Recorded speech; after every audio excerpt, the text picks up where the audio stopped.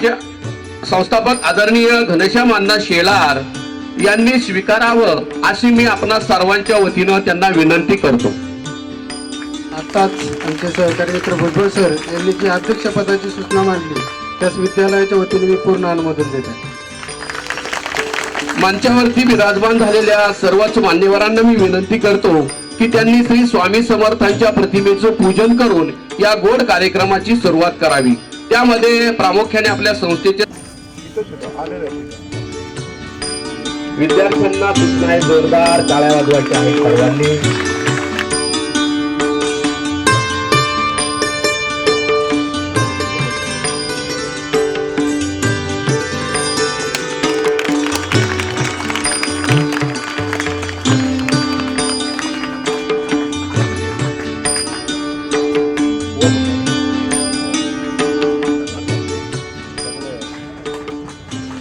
मुलाच्या शिक्षणाबद्दल चिंता आहे.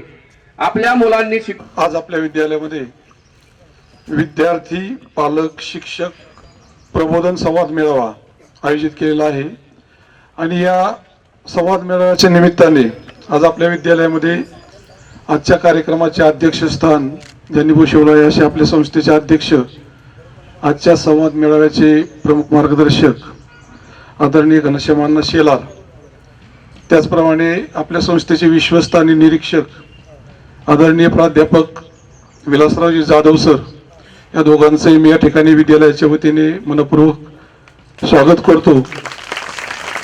त्याचप्रमाणे या कार्यक्रमाच्या निमित्ताने व्यासपीठावर उपस्थित असलेले आपले सर्वांचे मार्गदर्शक आदरणीय अजिमभाई जकाते, आदरणीय मोठे पाटील, श्रीयुत सांगळे, पांढरकर सर, भानुशे मॅडम, त्याचप्रमाणे राणीताई दहातोंडे या ठिकाणी व्यासपीठावर उपस्थित आहेत, त्यांचंही मी विद्यालयाच्या वतीने स्वागत करतो.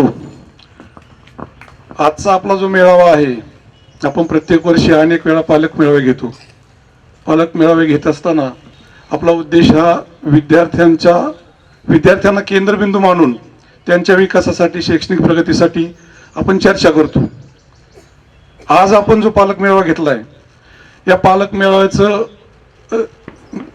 रितसर निमंत्रण आपल्याला भेटलेलंच आहे. ते पत्र आपण सर्वांनी वाचले. त्या पत्र वाचल्यानंतर आपल्या लक्षात आलं असेल की या पालक मेळाव्याचा उद्देश, विषय आणि त्याची गरज हे सर्व आपल्या लक्षात आलं असेल. विद्यार्थ्यांना केंद्रबिंदू मानूनच शाळा, शिक्षक हे शाळेमध्ये काम करत असतात. त्यांची शैक्षणिक प्रगती असेल किंवा त्यांना मार्गदर्शन, पण इतर त्यांच्यावर संस्कार असतील, या संदर्भात आपण सतत कार्यरत असतो. कुटुंबामध्ये पालक असतील, आजचा पालक वर्ग विद्यार्थ्यांच्या बाबतीत अतिशय जागृत आहे. तो वेळोवेळी म्हणजे आपल्याला जे मिळालं नाही ते आपल्या पाल्यांना मिळावं, आपल्याला जी कमतरता होती ती पाल्यांना भासू नये यासाठी तो प्रयत्नशील असतो. आणि एवढं करूनही आज विद्यार्थ्यांच्या बाबतीत आपण अनेक समस्या असल्याचं आपल्या लक्षात येतं. त्यामध्ये वाचनाची आवड कमी झालेली आहे, विद्यार्थी एकटेपणा त्यांच्यामध्ये जाणवत आहे, विद्यार्थी शक्यतो अभ्यास न करता मोबाईलमध्ये आहेत. मुळात जे अभ्यास नाही होत किंवा विद्यार्थी पालकांचं ऐकत नाहीत, बेशिस्तपणा वाढलाय, याला अनेक कारणीभूत आहेत. त्यात आपण वेळ देत नाहीत, पालकांचा वेळ त्यांना कमी मिळत असेल, पण त्याचं मूळ जे आहे किंवा जास्त सर्वात प्रभावी कारण असेल तर ते मोबाईल आहे, सोशल मीडिया आहे. की त्याचाच परिणाम होतोय याचा आपण अजून विचारच केलेला नाही. मोबाईल घेऊन आपण सहजासहजी मुलांना मोबाईल घेऊन देतो. मोबाईलचा जर आपण इतिहास पाहिला, मोबाईल आला त्यावेळेस अतिशय मोजक्या लोकांकडे मोबाईल होता, गावामध्ये 1-2. त्यानंतर मोबाईलची संख्या वाढत गेली, गरज निर्माण झाली. त्यानंतर कुटुंबामध्ये एक मोबाईल आला, प्रत्येक कुटुंबामध्ये गरज म्हणून संपर्कासाठी. आज जर आपण परिस्थिती पाहिली, मोबाईलची व्याप्ती पाहिली, तर प्रत्येकाच्या खिशात मोबाईल आहे. मोबाईल नाही असा व्यक्ती आपल्याला सापडतच नाही. अगदी शिक्षण काहीच झालं नाही एखाद्या पालकाचं, तोही आज अँड्रॉइड मोबाईल वापरतोय आणि त्याचा वापरही करतोय आणि त्यातलं त्यांना सर्व समजतंय. पण अशी मोबाईलची व्याप्ती निर्माण झालेली आहे. आणि त्यामुळं आणि आणखीन एक त्यात गंभीर बाब की माध्यमिक स्तरावरचे जे विद्यार्थी आहेत त्यांना स्वतंत्र मोबाईल आहेत. म्हणजे पालकांना, आई वडिलांना आहे, परंतु विद्यार्थ्यांना अभ्यासाच्या गरजेपोटी आपण कोरोना काळामध्ये मोबाईल घेऊन दिले, ते त्यांच्याकडनं आपण परत घेतले नाहीत. त्यामुळं घरी आल्यानंतर बऱ्याचदा सुट्टीच्या काळामध्ये मोबाईल मुलांच्या हातात असतात. अनेकदा आम्ही मुलगा काही आजारी म्हणून फोन करतो तर विद्यार्थीच मोबाईल उचलतात. त्यामुळे आता सांगायचं कोणाला हा प्रश्न निर्माण होतो बऱ्याचदा, म्हणजे बहुतांश वेळा 80%. तर मुलांकडे मोबाईल आपण सर्रास देतोय आणि त्याचे गंभीर परिणाम आपण पाहत नाहीत. अर्थात मोबाईल आजची गरज आहे, त्याशिवाय आपण वाटचाल करू शकत नाही, संपर्क करू शकत नाही. परंतु त्याचा अतिवापर झाला किंवा त्याचं अनावश्यक वापर झाला आणि लहान वयामध्ये मुलांच्या हातात जर ते मोबाईल गेला तर त्याच्या अनेक गंभीर परिणामांना आपण अनेकदा सामोरे गेलेलो आहोत किंवा भविष्यातही जाऊ शकतो. आणि याचा विचार करून अण्णांच्या संकल्पनेतून अण्णांनीच ही संकल्पना मांडलेली आहे की या विषयावर आपण स्वतंत्र पालकांची सभा घेऊ. आणि त्यामुळे आज आपण विद्यार्थी, पालक आणि शिक्षक यांचं प्रबोधन हे नाव दिलेलं आहे. प्रबोधनपर मेळावा आपण घेतो आहोत आणि त्या मार्गदर्शनाची आपल्याला निश्चितच गरज आहे. त्यामुळं आजच्या मेळाव्यामध्ये आपल्याला अपेक्षा अशी आहे की पालकांनी याच्यामध्ये अतिशय सकारात्मक असे विचार मांडावेत किंवा सूचना कराव्यात. त्या सूचनांचा निश्चितच आदर होईल. त्याचप्रमाणे अण्णांचे मार्गदर्शन होणार आहे. माझ्यानंतर अनेक पालक बोलतील, त्यात शेवटी अण्णा बोलतील. पुन्हा एकदा मी सर्व पालकांचं, सर्व पाहुण्यांचं, सर्व शिक्षक विद्यार्थी यांचं या कार्यक्रमाच्या निमित्तानं पुन्हा एकदा सर्वांचं स्वागत करतो आणि थांबतो. जय हिंद, जय महाराष्ट्र. धन्यवाद सर. यानंतर पालक मनोगत मध्ये सन्माननीय अजिमभाई जाकाते यांना मी विनंती करतो की त्यांनी या ठिकाणी मार्गदर्शन करावं.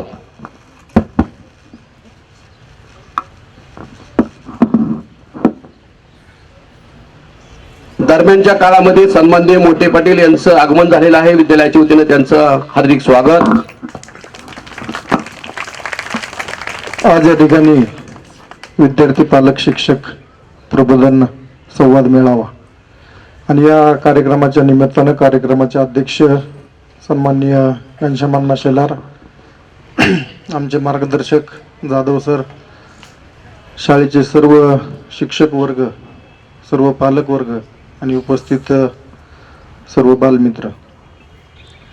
खरं तर सगळ्यात प्रथम आज मी सर्व पालकांच्या वतीनं आपली शाळा असेल, शाळेचे सर्व शिक्षक असतील, खास करून अण्णा असतील ज्यांच्या माध्यमातून हा कार्यक्रम आयोजित करण्यात आला.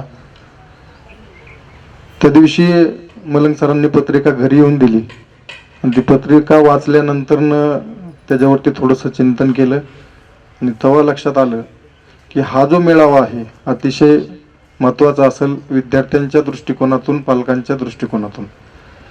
आणि त्याच वेळेस मनामध्ये एक अशी खंत मी सरांना बोलून दाखवली की या मेळाव्यासाठी आपण अनेक वेळा शाळेमध्ये विद्यार्थ्यांचा, पालकांचा मेळावा घेण्याचा प्रयत्न केला, परंतु उपस्थिती पाहिजे तेवढी नसती. परंतु आज निश्चितपणाने समाधान आहे अण्णा की उपस्थिती बऱ्यापैकी आहे पालकांची.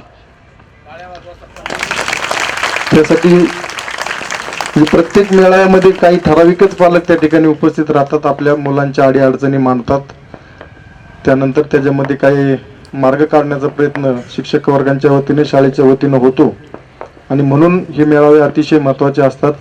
तर सगळ्यात पहिल्यांदा मी सर्व पालकांना विनंती करेल की आपण इथून पुढं ज्या ज्या वेळेस शाळेकडून त्या ठिकाणी मेळावे नियोजित केले जातील त्या वेळेस आपण त्या ठिकाणी जास्तीत जास्त संख्येमध्ये पोहोचून आपल्या अडीअडचणी असतील किंवा विद्यार्थ्यांच्या ज्या काही अडीअडचणी असतील ते जाणून घेण्यासाठी अशा प्रकारच्या मेळाव्यामध्ये उपस्थित राहणं अतिशय महत्त्वाचं आहे.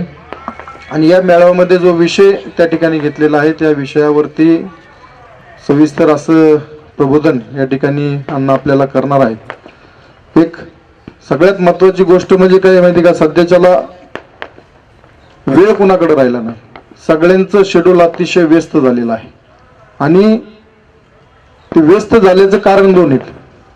एक की लोकांना काम जास्त झाले त्यामुळं दुसऱ्या गोष्टींकडे वेळ भेटत नाही आणि जो मोकळा वेळ भेटतोय ते सरांनी सांगितल्याप्रमाणे तो वेगळा मोकळा वेळ आपण सर्वजण, मी पण, तुम्ही पण, सगळेच मुलं पण मोबाईलमध्ये व्यस्त करतात आणि त्याच्यामुळे खरं तर हा जो दुरावा निर्माण होत चाललेला आहे, विद्यार्थी असेल, शिक्षक असेल, पालक असतील, त्याच्यामध्ये हा चाललेला आहे. म्हणून येणाऱ्या काळामध्ये मोबाईलचे अनेक दुष्परिणाम पण आहेत आणि चांगले परिणाम पण आहेत. म्हणजे ज्या ठिकाणी आज असं एकही कार्य नाही जे मोबाईल शिवाय चालू शकत नाही. प्रत्येक कार्यामध्ये, प्रत्येक कामामध्ये त्या ठिकाणी मोबाईल आवश्यक आहे, परंतु त्याचा वापर हा त्या कामापुरताच होणं अपेक्षित असतं. परंतु सर, आज विद्यार्थ्यांपेक्षा जास्त मोबाईल वापरायचं प्रमाण जर असेल तर ते पालकांमध्ये, आणि हे तुम्हाला आम्हाला सगळ्यांना मान्यच करावं लागेल. ज्या ज्या वेळेस आपल्याकडे मोकळा वेळ असेल त्या वेळेस आपण मोबाईलमध्येच असतो आणि तेच विद्यार्थी पाहतात आणि ते शिकतात. आता विद्यार्थ्यांचं ही वयच शिकायचंय. ज्या ज्या घटकामध्ये जातील, ज्या ज्या ठिकाणी जाणार ना, विद्यार्थी काही ना काही शिकत असतो. म्हणजे काय, तो आपल्या डोळ्यांनी बघतो आणि ते बघितलेलंच तो शिकत असतो आणि तेच अनुकरण ते त्या ठिकाणी करत असतो. म्हणजे ते वागणूक असेल, बोलणं असेल, चालणं असेल, शिक्षण असेल, जे जे दिसेल ते शिकण्याचं काम त्या ठिकाणी ते निश्चितपणाने करतात. म्हणून सगळ्यात पहिल्यांदा आपल्याला मोबाईल वापरणं कमी करावं लागणार आहे. कामाच्या वेळेस वापरा, बिन कामाच्या वेळेस आपण, ठीक आहे, गरज आहे, सगळ्या जगाची त्यातून माहिती भेटते, पण त्या माहितीसाठी बघणं महत्वाचं आहे. त्या माहितीच्या व्यतिरिक्त काही तर असं नशा आहे, म्हणजे तुमचंच नाही, मी माझं सुद्धा सांगतोय, मोबाईलमध्ये एकदा बघायला लागले की लवकर बाहेर निघत नाही माणूस. म्हणजे जोपर्यंत पूर्णपणे असा कटाळ येत नाही तोपर्यंत माणूस बाहेर निघतच नाही. आणि म्हणून थोडासा त्याच्यावरती विचार करण्यासाठी आज जो हा कार्यक्रम सरांनी आयोजित केला, मी त्यांचं सर्व पालकांच्या वतीनं आभार मानतो आणि मला या ठिकाणी बोलायची संधी दिली. मी आपल्या सर्वांचं धन्यवाद देतो आणि या ठिकाणी थांबतो. जय हिंद, जय महाराष्ट्र. धन्यवाद अजिम भाई. सगळ्यात महत्त्वाचा विषय असा आहे की आजची आव्हानं अजिम भाईने ज्याचा संदर्भ या ठिकाणी दिला त्याच्याबरोबरच हे सगळं घडवायचं आपली जबाबदारी आहे. आपली खरी संपत्ती जी आहे ती आपली संतती ही खरी संपत्ती आहे. मी मुलांना किती कमवून ठेवलं तरी आपण संस्कारात जर कमी पडलो तर ते कमवल्याचा किती उपयोग होतो याचंही चिंतन करण्याची आवश्यकता आहे. शाळा, शिक्षक, विद्यार्थी, पालक आणि संस्था असा एक वेगळा जिव्हाळा निर्माण करण्याच्या दृष्टिकोनातून खरं तर आजचा जो मेळावा आहे तो स्नेह मेळा म्हणून आपण सगळ्यांनी या ठिकाणी एकत्र यावं अशा प्रकारची कल्पना होती.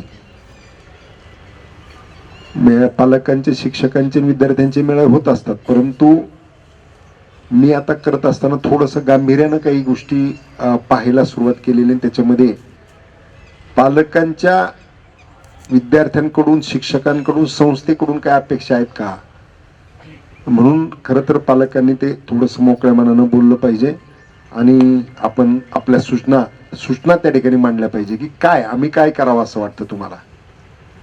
विद्यार्थ्यांच्या बाबतीत तुम्ही इकडे जकात साहेब, इकडं या ठिकाणी विद्यार्थ्यांच्या बाबतीमध्ये तुम्हाला काय वाटतं, शाळेच्या बाबतीत काय वाटतं, काय आणखी करण्याची आवश्यकता आहे, अशा सूचना त्या ठिकाणी आपण पालकांनी देखील मांडाव्यात असं मला वाटतं. त्या सूचनांच्या पद्धतीनं निश्चितपणानं काही 4 गोष्टी आपल्याला करता येतील. चला पंडित. सर्वांना नमस्कार.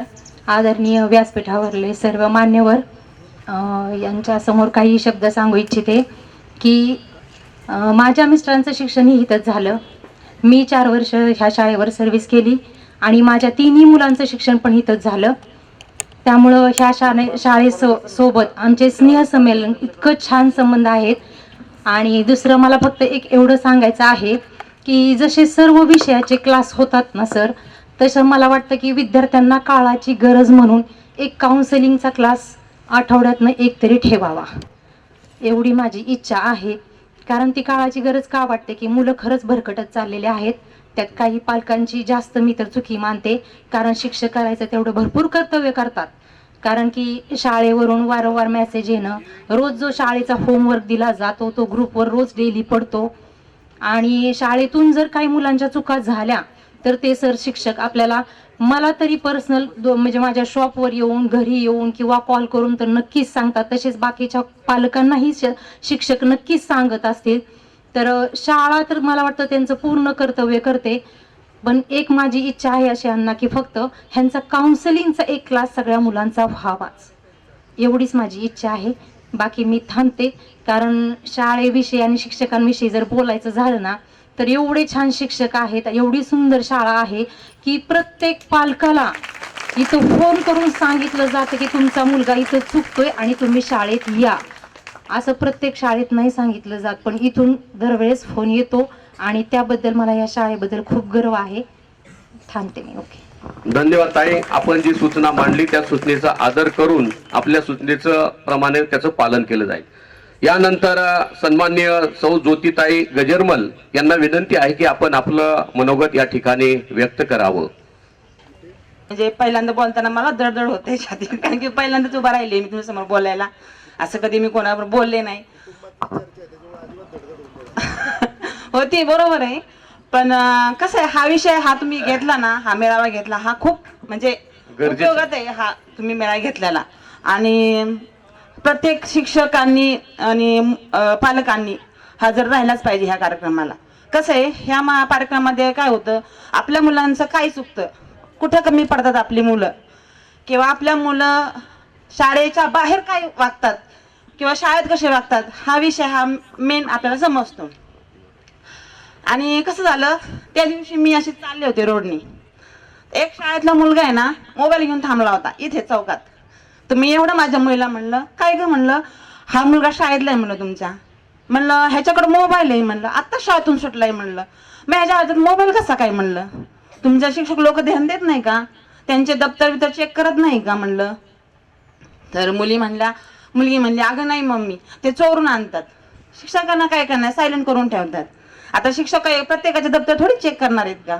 बरं ठीक आहे म्हटलं, चालते. माझ्या डोक्यात काय आलं की मी ह्या विषयी सरांना सांगणार, कोणता पण मुलगा असू द्या, पण हे वळण चांगलं नाही, कोणी का असाना, असं मला म्हणजे हे वाटलं.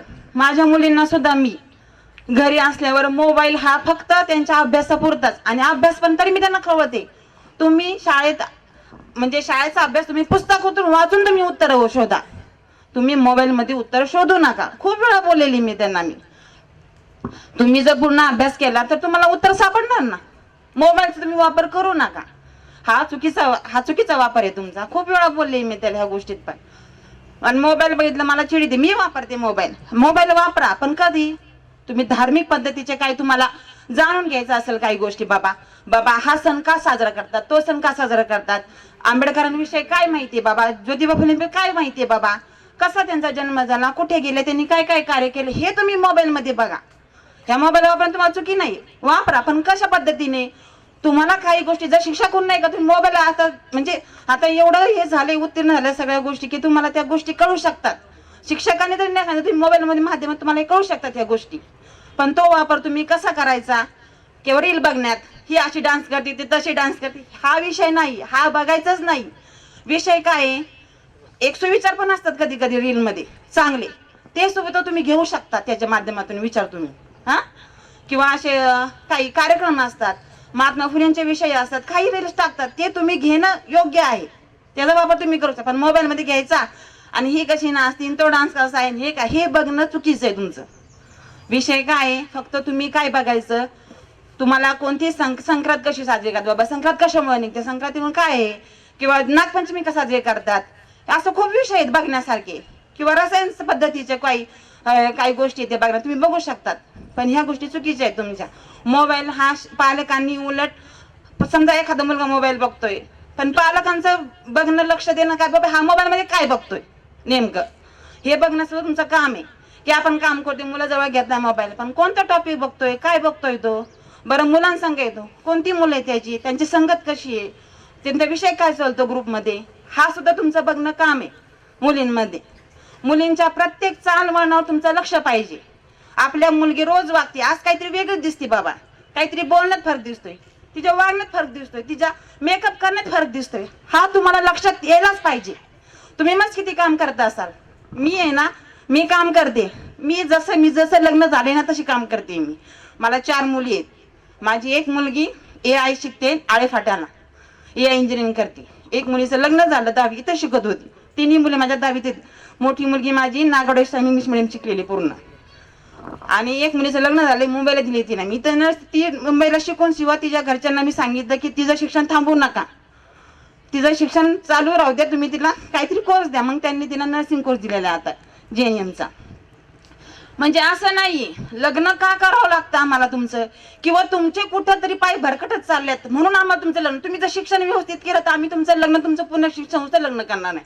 पण कसं आई वडिलांना विश्वासात घेऊन सगळ्या गोष्टी करायच्या. आई तुमची एक मैत्रीणच असती, राहू द्या ना, तुमचं वय आहे, हे वयामध्ये काहीतरी चुका होतात, पण तुम्ही त्या आईला वडिलांना सांगू शकता, पण आईला सांगू शकतात ना. आई तुमचे समजून घेते, तुम्हाला समजून सांगते सगळ्या गोष्टी. एक मैत्रीण नसते तुमची आई. म्हणून मी सांगते की काही गोष्टी जर तुम्हाला वाटत असेल, तुमच्या मनात येऊ दे, तुमचं वय आहे हे, 10वी नंतर एक वय असतं, थोडं का भरकडत असतं, पण ते लाईनीवाला आपण कोणाची तरी साथ लागते आपल्याला. मग आई हे सर्व साधन आहे की ते आपण आईला सगळ्या गोष्टी मुलगा असो मुलगी असो, आईला ह्या गोष्टी सांगायलाच पाहिजेत. जर आईला वाटलं की हा योग्य आहे तर आई तुम्हाला योग्यच मार्ग दाखवणार, पण चुकीचं असेल तर ती चुकीच म्हणणार. आणि हे ऐकणं हे तुमचं काम आहे आई वडिलांचं. आई वडील एवढं शिकवतात, रानात काम करतात, हा नको त्या गोष्टी तुम्हाला पुरवतात, ज्या आम्हाला आमच्या आई बापांनी पुरवलं नाही त्या गोष्टी तुम्हाला पुरवतात. का तर आपल्या मुलाला पुढे शिक्षणात अडचण नको. हा काही गोष्टी आमच्या बाबतीत घडल्या की आम्हाला काही बाबा आमच्या वडिलांनी लक्ष दिलं नाही, काही गोष्टी पुरवल्या नाही, किंवा त्यांचं असं पहिल्या लोकांचं हेच नव्हतं की शिकून मोठं व्हावा, काय व्हावा, झालं 17-18 वर्षाचं चला लग्न करून टाका, हा भाग असतो. पण आता आम्ही हा विचार काय करतो, तुम्ही शिक्षण घ्या, तुम्ही चांगलं वळण तुम्हाला चांगलं लागू द्या, जॉब लागू द्या चांगला. आणि हाच विषय असतो पालकांचा. पालकांचं म्हणजे सांगणं म्हणजे चुकीचं नाही. एक उदाहरण सांगते तुम्हाला. मी इथे खेडक्यामात राहत होते पहिली. तिथे एक मुलगा होता आणि एक आजी होती, किराणा दुकान त्यांचं घरी. मी त्यांच्या घरी गेले होते किराणा काहीतरी आणायसाठी. तर अक्षरशः ना ती आजी आहे ना मोहम्मद बाबाच्या मंदिरात आहे ना नारळ ती विकत होती, थकली होती. पण मी अशी जायला आणि त्या मुलाने ना त्या आजीच्या कानफडीत मारली बर का, आजीच्या. तर मला इतकं वाईट वाटलं. आणि समोर आईबाप आहेत, आईबापांचं काम नाही का मुलांना दापायचं, आहे का नाही? आज तुमच्या आई वडिलांना आजीला तुमच्या कोणी पोरांनी उलटा शब्द बोला, एखादा शब्द वाकडा तिकडा बोला, पण तुझं काम आहे आईबापांचं सुद्धा तिथंच दापायचं. त्यावेळेस जर त्या पोराला तिथं दाबलं असतं तर आज ती परिस्थिती काय त्याची माहितीये का? आज तो स्वतःच्याच आईबापाला मारतोय. ही चुका झाली कारण त्यावेळेस आई बापांनी त्यांना त्या पोरा जर ही जशी झापड मारली तशी 2 झापडी जर मारल्या असतात तर तिथं त्याला कळलं असतं आपलं काय चुकलंय म्हणून. हा म्हणजे हा विषय असतो. आई बापांचं सुद्धा वडिलांचं काम असतं की कुठं चुकतोय तिथलं तिथंच त्यांना दापायचं असतं, तर त्या गोष्टी पुढे कमी होत्या. आपण जर कानामागं टाकलं तर ह्या गोष्टी वाढत जाणार आहेत, कमी नाही होणार आहेत. म्हणजे मी आता मला जे अनुभव आले ते बोलले मी, बाकी नाही. बाकी सगळ्यांचं मी स्वागत करते आणि एवढंच बोलून मी माझे भाषण थांबवते. धन्यवाद ताई, आपण खूप चांगले अनुभव या ठिकाणी व्यक्त केले. आई बाबा आजी आजोबा यांनी आपल्या मुलांवरती आपल्या नातवांवरती चांगले संस्कार केले तर ही वेळ येणार नाही.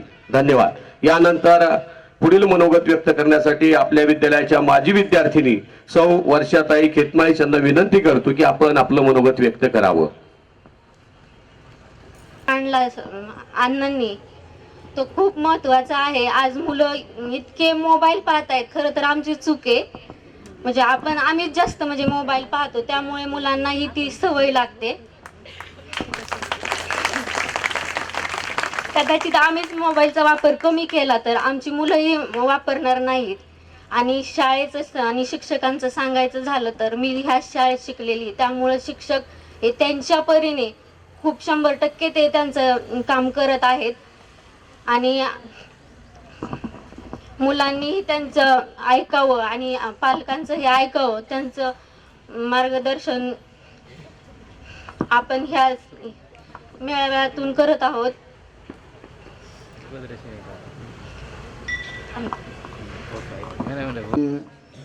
या मेळाव्यासाठी आलेले पालक, आदरणीय विद्यार्थी, आता मोबाईलवर चांगले वक्तव्य सांगितले ताईंनी. हा माझाही पर्सनल अनुभव आहे. मोबाईल सोडून राहताच येत नाही यांना. ती सवय मुलांकडं न कळत जात आहे. आता ही जबाबदारी पालकांची. असं नाही की पालकांनी स्वतःसाठी जी मोबाईल यूज करतात त्यावर थोडं लक्ष ठेवणं. माझा विषय थोडासा वेगळा आहे. मी एका विद्यार्थ्याची जबाबदारी स्वीकारली. कुशेगाव पडवी येथील, त्याला वडील नाहीत. इथं या ठिकाणी शिक्षकांना मी सांगितलं, विनंती केली आणि कुशेगाव पडवीहून त्याचा दाखला आणण्यासाठी इथपर्यंत मला इथं ह्या शाळेतून मदत मिळाली. इथं मी सरांना फोन केला.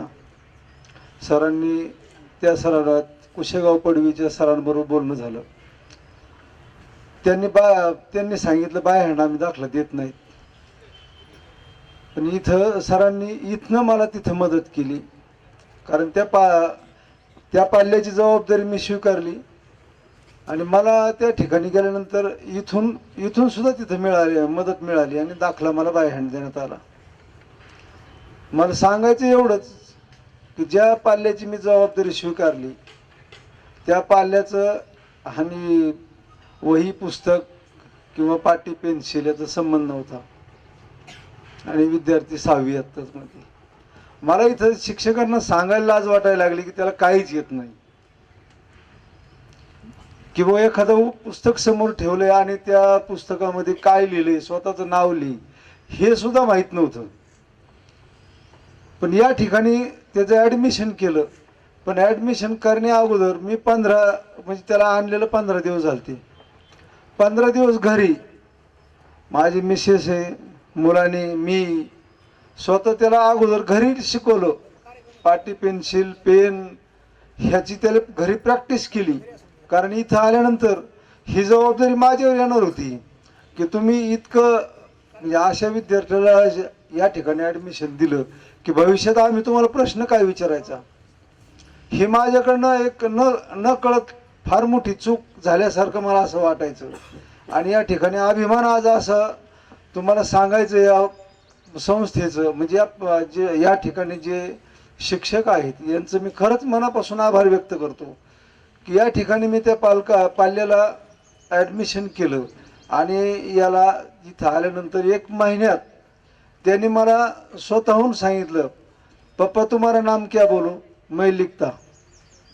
म्हणजे मला खरंच या ठिकाणच्या जे शिक्षक आहेत यांचा अभिमान वाटला की या ठिकाणी आल्यानंतर आणि चूक ज्यावेळेस होती त्यावेळेस शिक्षकांनी शिक्षा केलीच पाहिजे.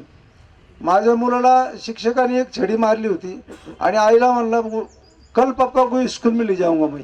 वो शिक्षक वो सर हमेशा मेरे को गुस्से से देखता.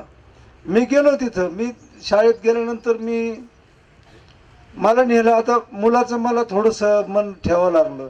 शाळेत गेलो. सरांनी मला पाहिल्यानंतर आदराने क्लासमधून लगेच बाहेर आले. या ना म्हणले जगत साहेब काय म्हणता. म्हणलं काय नाही सर म्हणलं सहज आलतो नाही काय. ते म्हणले काय सांगा ना. म्हणलं आमच्या वेळेस म्हणलं 2-2 छड्या मारायचे शिक्षक लोक. आम्हाला पायाला चप्पल नव्हती. आम्ही थंडी त्याच्यात यायचो. त्यावेळेस म्हणलं कठोर इतकी शिक्षा होती की आम्हाला घरी सांगायला लाज वाटायची की आज आम्हाला शाळेत शिक्षा झाली म्हणून.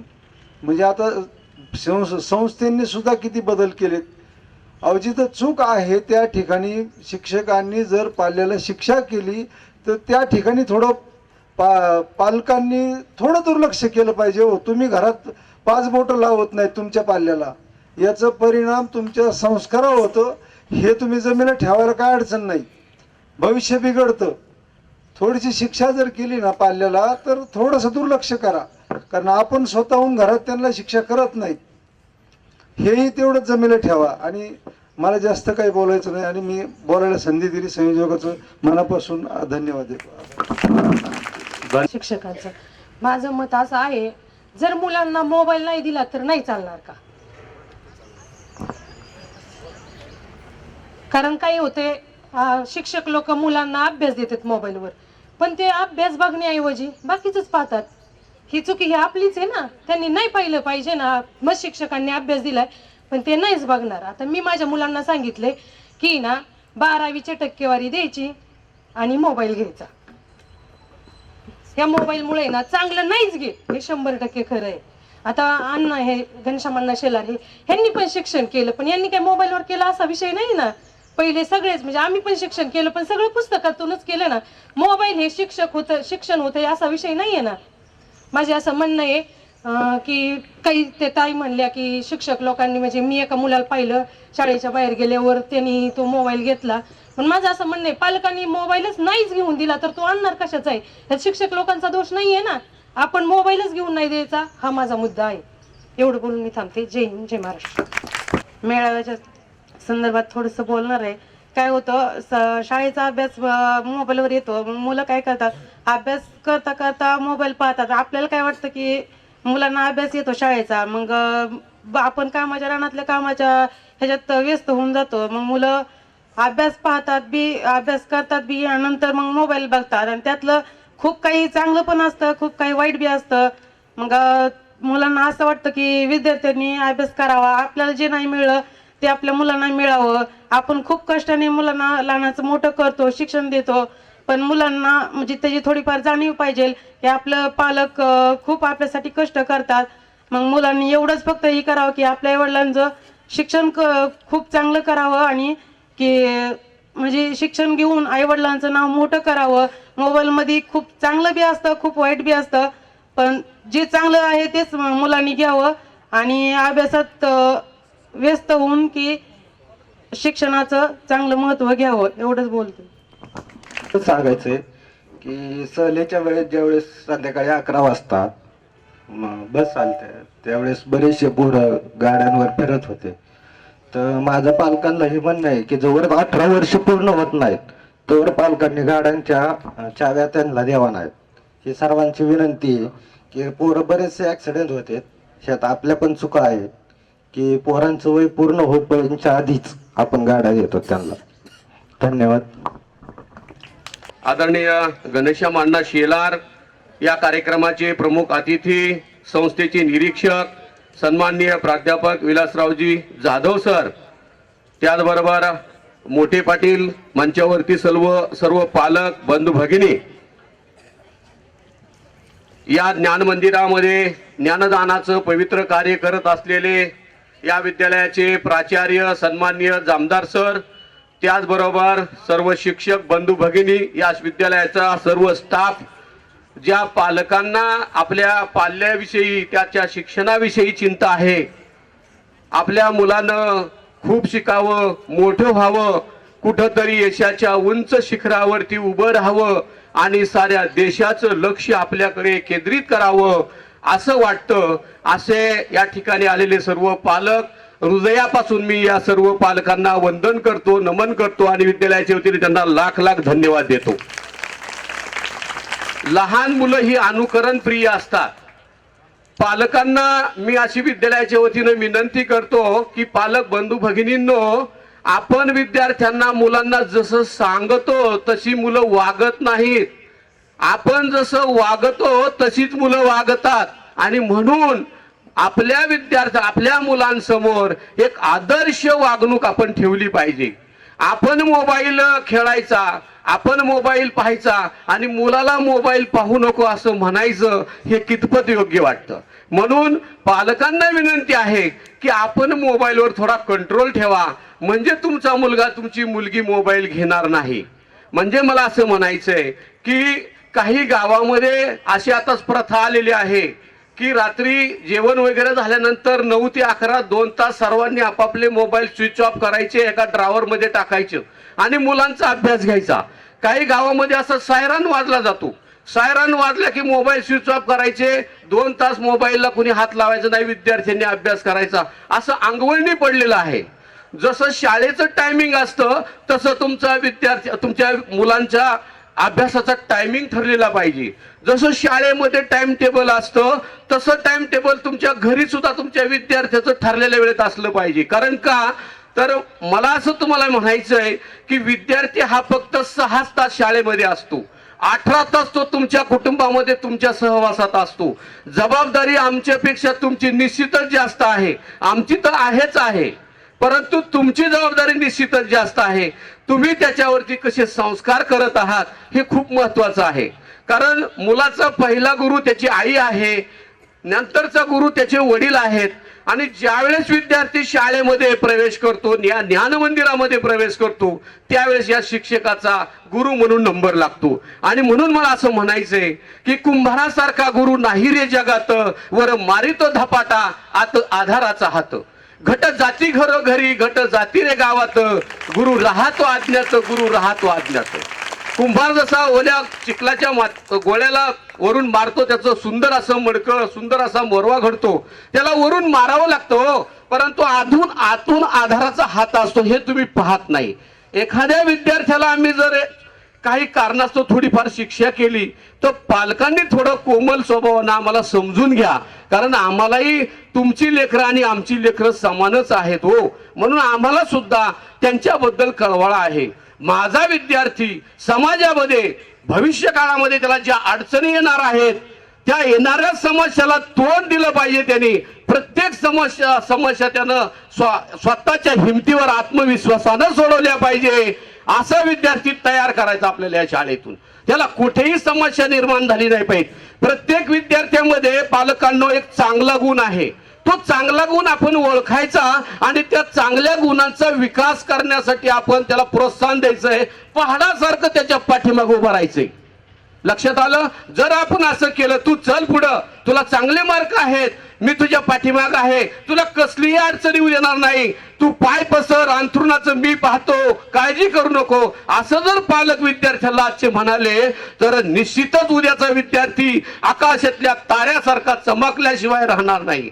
या विद्यालयामध्ये प्रत्येक विद्यार्थ्याच्या जीवनाला हिऱ्यासारखे पैलू पाडलेले जातात आणि मग पैलू पाडत असताना काही चांगल्या काही वाईट गोष्टी थोड्याफार घडतच असतात. सगळ्याच वर्गामध्ये सगळेच विद्यार्थी हुशार नाहीत. एखादी परीक्षा घेतली तर 100 पैकी 100 मार्क मिळणारे 1-2 विद्यार्थी वर्गामध्ये असतात. काही विद्यार्थ्यांना 50 पडतात, काहींना 40 पडतात. प्रत्येकाचा बुद्ध्यांक वेगळा आहे हो. मग सगळ्यांना एकाच तराजूमध्ये कृपया तोलू नका. आपल्या विद्यार्थ्याला 4 मार्क कमी पाडले म्हणून त्याला लगेच धोपटायचा का? नाही, त्याचे मित्र बना, त्याचे सवंगडी बना. आईनं चपाती लाटताना मुलीला विचारलं पाहिजे, ताई शाळेमध्ये आज सरांनी काय शिकवलं, कोणता तास झाला, कोणती कविता घेतली, कोणता पाठ घेतला, एखादं मनोरंजनाचं गाणं घेतलं का, तुमचा उत्साह वाढवला का, हे सर्व विचारायला काय हरकत आहे हो. शेतामध्ये तुमची कामं आहेत, मला मान्य आहे, तरी पण आज जर आपण या विद्यार्थ्याला वेळ दिला तर म्हातारपणी ही मुलं आपल्याला वेळ देतील हो, नाहीतर आपल्याला हे सुद्धा वेळ देणार नाहीत. आपलं भविष्य जर चांगलं घडवायचं असेल तर निश्चितच सर्व पालकांनी आज आपली थोडीशी कामं बाजूला ठेवून आपल्या मुलासाठी हो त्याची ज्ञानाची शिदोरी खचाखच भरा, म्हणजे उद्याचा विद्यार्थी हा भविष्यामध्ये चमकल्याशिवाय राहणार नाही. दुसरं महत्वाचं असं की पालकांना शाळेमध्ये चांगल्या शाळेमध्ये ऍडमिशन घेतलं, त्याची फी भरली म्हणजे आपलं काम संपलं नाही हो. आपलं काम खरं सुरू झालेलं आहे.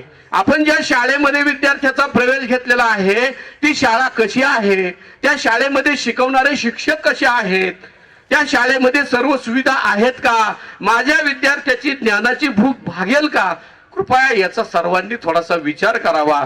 सन्माननीय घनश्याम शेलार यांनी सन 1995 साली हे ज्ञानाचं रोपटं लावलं. हे रोपटं लावताना खूप अडचणीवर त्यांनी मात केली. सन 1995 साली एक छोटंसं वसतिगृह सुद्धा अण्णांनी चालवलं, स्वखर्चाने चालवलं आणि या विद्यार्थ्याची पटसंख्या लावून धरली, टिकवून धरली. त्याबद्दल शेलार परिवाराला मी या ठिकाणी धन्यवाद देतो. या विद्यालयामध्ये अनेक या विद्यालयातील विद्यार्थ्यांच्या भविष्याची इमारत भक्कम व्हावी म्हणून त्या अनुषंगाने या विद्यालयामध्ये अनेक स्पर्धा परीक्षा घेतल्या जातात. त्यामध्ये इयत्ता 5वीची उच्च शिष्यवृत्ती परीक्षा, नवोदय परीक्षा, त्याचबरोबर 8वी साठी उच्च प्राथमिक शिष्यवृत्ती परीक्षा, NMMS आर्थिक दुर्बल घटकातील मुलांसाठी, त्याचबरोबर चित्रकला, एलिमेंटरी ड्रॉइंग परीक्षा पहिली, इंटरमिजिएट ड्रॉइंग परीक्षा एक्झाम दुसरी, त्याचबरोबर इयत्ता 7वी पासून स्कॉलरशिप परीक्षा, या सर्व परीक्षांची या ठिकाणी आम्ही मनापासून तयारी करून घेतो.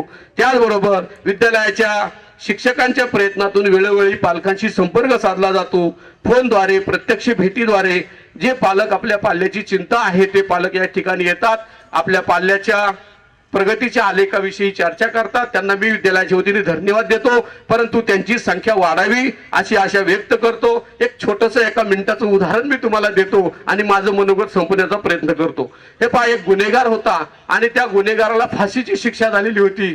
जेलरनं त्याला विचारलं की तुला आता फाशीची शिक्षा होणार आहे, तुझी शेवटची इच्छा काय आहे ती मला सांग. तर त्याच गुन्हेगारानं त्या जेलरला आपली शेवटची इच्छा व्यक्त केली. जेलरला तो गुन्हेगार म्हणाला की मला माझ्या आईला भेटायचंय. मग जेलरने काय केलं, पोलिसांकरवी त्या आईला त्या ठिकाणी पोहोच करण्याची, घेऊन येण्याची व्यवस्था केली. जेलरच्या त्या गुन्हेगाराच्या समोर त्यांना असं वाटलं की आता ह्याला आईला काहीतरी शेवटचं सांगायचं असेल, म्हणून त्या गुन्हेगाराला त्यांनी मोकळं सोडलं. आई समोर उभा होती. तो गुन्हेगार इतका जोरात पळत गेला आणि त्या आईच्या कानाचा एवढा जोरात चावा घेतला आणि कानाचा तुकडाच काढला. आई रक्तबंबाळ झाली. पोलिसांनी जिकडं तिकडं सगळ्यांना त्या गुन्हेगाराला ओढलं आणि जेलरने त्याला शेवट विचारलं, बाबा तुला आता फाशी होणारच आहे, पण तू हे असं वाईट कृत्य का केलं याचं उत्तर आम्हाला तू दे. तर त्या गुन्हेगारानं त्या जेलरला सांगितलं की मी शाळेमध्ये होतो, शाळेमध्ये असताना मी पहिल्यांदा खूण रबर चोरून आणली. माझ्या आईनं मला अभिनंदन केलं, कवटाळलं. नंतर मी कंपास पेटी चोरून आणली. नंतर आईने माझी वाहवा केली. नंतर मी दप्तरच चोरून आणायला लागलो. मोठमोठ्या शाळेने मला काय केलं, नंतर हाकून दिलं, शाळेतून बडतर्फ केलं. नंतर मी बाहेर मोठ्या चोऱ्या करायला लागलो, डाकू लुटेरा करायला लागलो, लोकांना मारायला लागलो, जीव घेऊ लागलो, बँका लुटायला लागलो आणि म्हणून मला या ठिकाणी आज फाशीची शिक्षा होत आहे.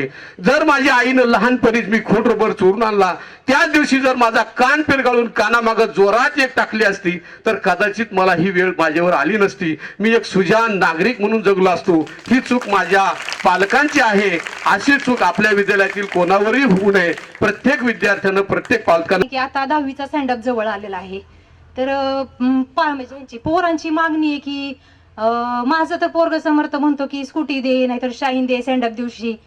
त्याचे पप्पा म्हणले स्कॉर्पिओ देतो, अजून काय देऊ.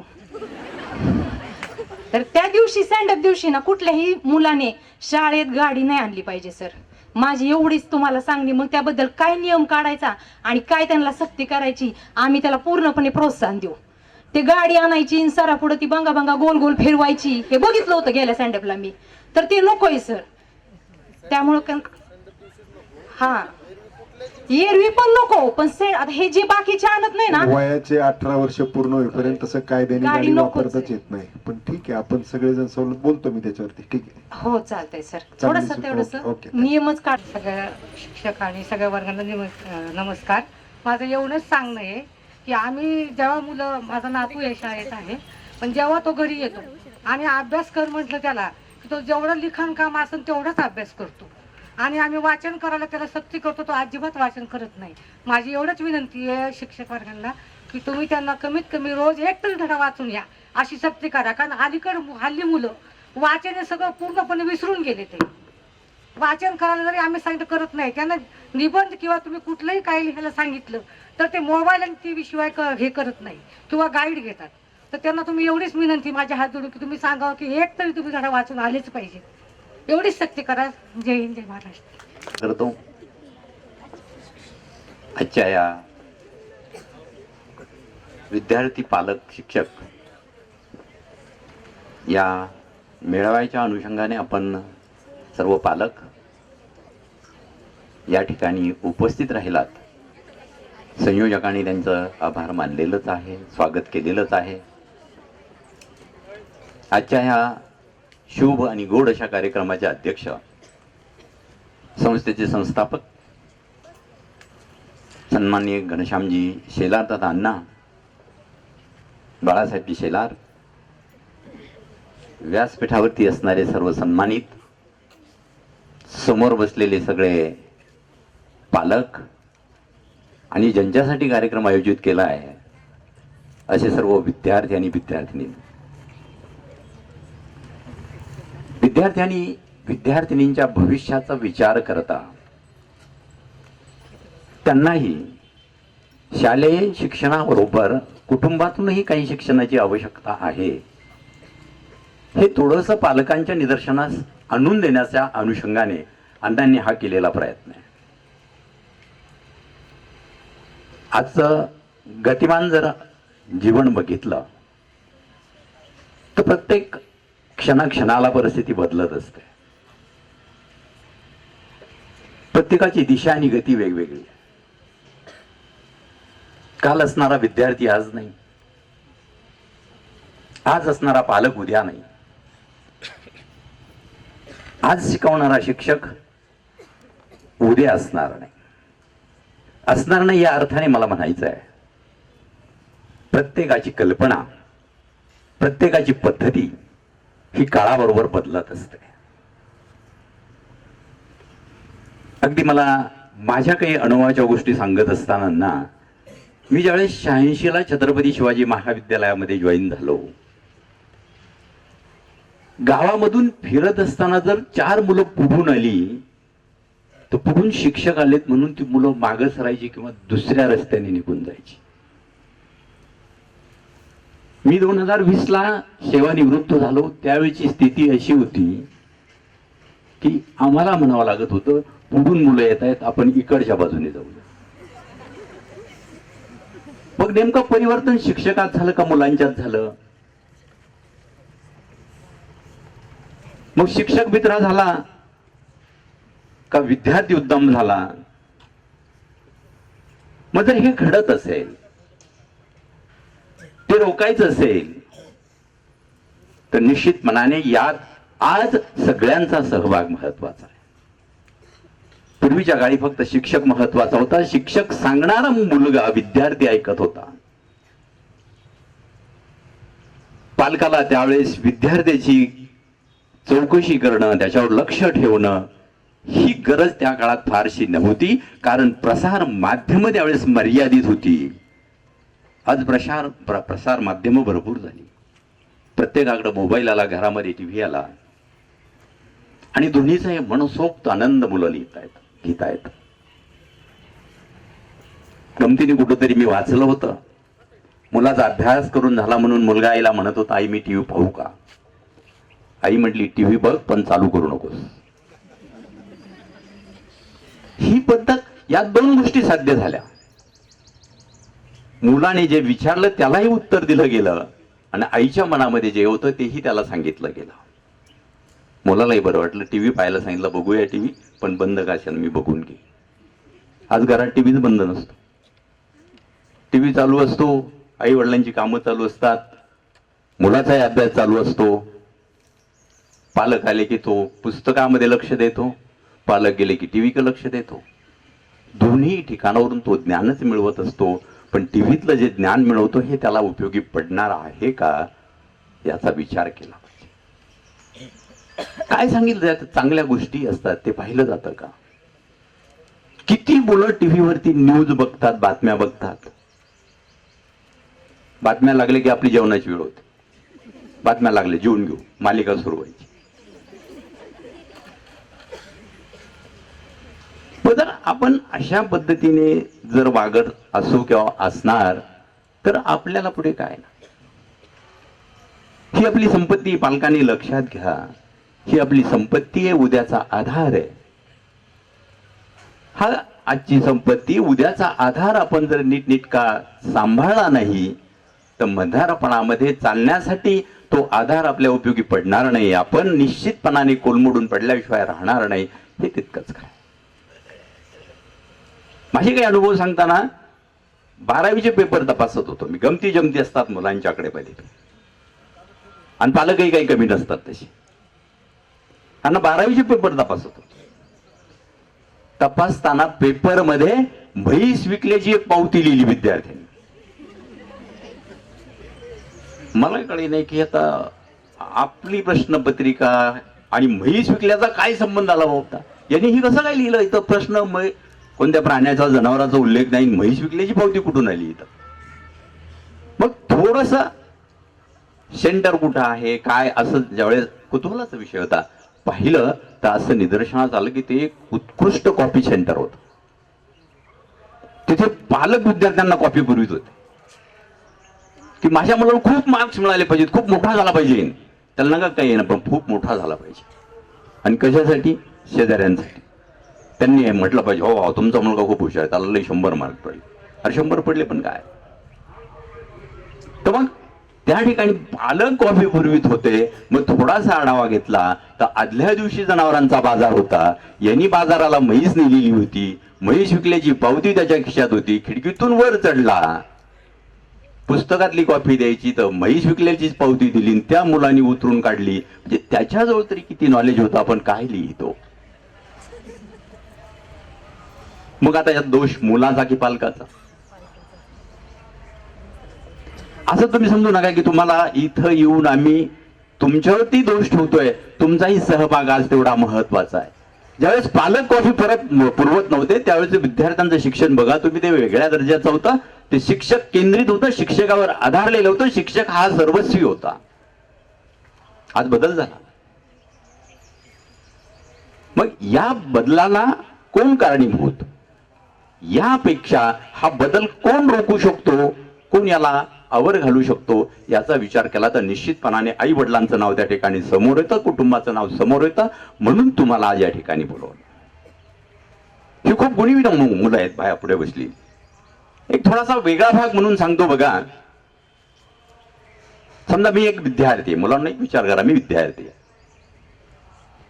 आणि तुम्ही शिक्षक आहात. मी आता एका प्रश्नाचं उत्तर तुम्हाला देणार आहे. मग तुम्ही सांगायचे मला किती मार्क देणार आहेत. बघूया आता. तुम्ही कायमच म्हणता ना की मी चांगलं लिहिलं होतं पण सराचा मूड खराब होता, बहुतेक त्याने मार्क दिले नाही. कदाचित बायको बरोबर भांडण झालं असं म्हणून दिले नसते. आमची काही ऐकायची तयारी असते. शाळेमध्ये विद्यार्थ्यांना सांगितलं होतं, म्हणजे मला सांगितलं होतं उद्या परीक्षा आहे, निबंध लिहायचा आहे. निबंधासाठी 10 गुण आहेत, बघा किती मार्क देताय तुम्ही, मला बघू तुमची परीक्षा घेऊ. तपासणी किती कठीण असतं.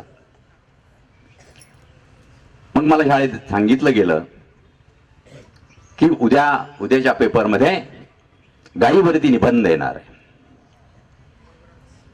गायीवरती निबंध येणार. भरपूर तयारी केली मी, निबंधच पाठ करून ठेवला. आता काय गुरुजींनी सांगितलं उद्या येणारच आहे म्हटलं, पैकी गुण. आणि जशी प्रश्नपत्रिका पुढं आली, निबंध आला 15 ऑगस्ट. आता काय करायचं? 15 ऑगस्ट मी तर निबंध गायचा केला, निबंध आला 15 ऑगस्ट. थोडंफार मला 15 ऑगस्ट माहित होतं. मग मी निबंध लिहायला सुरुवात केली. सकाळचे 7-7:30 वाजले. शाळेत 15 ऑगस्टचा कार्यक्रम होता. झेंड्याभोवती सगळी मुलं लाईन मध्ये उभी केलेली होती. एवढ्यात एक काळी गाई जोरदार पळत आली. काय तिचे शिंग होते, काय तिचे कान होते, काय डोळे होते, काय सजवली होती ती. तिच्या बछड्याबरोबर ती सैरा वैरा धावत होती. अख्खं गाईचं वर्णन लिहून काढलं. वर्णन लिहून झाल्यानंतर मी फक्त शेवटी लिहिलं, अशा रीतीने आमच्या शाळेत 15 ऑगस्टचा सण उत्सव साजरा झाला. किती मार्क देणार याला?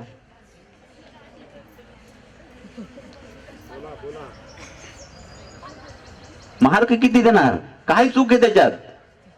झाला असेल 15 ऑगस्ट तसा, आली असेल गाई. हे शिक्षकाला शोधावं लागतं की हे मुलांनी चुकीचं लिहिलं का बरोबर लिहिलं. त्याला त्याच्या मनाला प्रश्न विचारावा लागतो. ठीक आहे, कल्पकता म्हणून, कल्पना सुचली म्हणून त्यांनी त्या गायीचं वर्णन त्यामध्ये कशा पद्धतीने जोडून लिहिलं इथपर्यंत जरी सत्य असलं तरी ऍक्च्युअल 15 ऑगस्ट म्हणजे काय आहे ही माहिती तो त्यामध्ये लिहू शकला नाही. खऱ्या अर्थानं ते उत्तर चुकीचं आहे, बरोबर ठरू शकत नाही. पण त्या विद्यार्थ्याची कल्पकता निश्चित काहीतरी हा विद्यार्थी करू शकतो. त्याने जे ज्ञान मिळवलंय ते ज्ञान त्याला जगण्यासाठी उपयोगी पडणार तो शोधणार आहे, हे त्यावरून सिद्ध होतं, त्यावरून ज्ञात होतं. खूप विद्यार्थ्यांच्या अशा मनोरंजनाच्या गोष्टी असतात. अगदी मनोरंजन म्हणून सांगायचं झालं तर शाळा सुटलेली होती, मधली सुट्टी झाली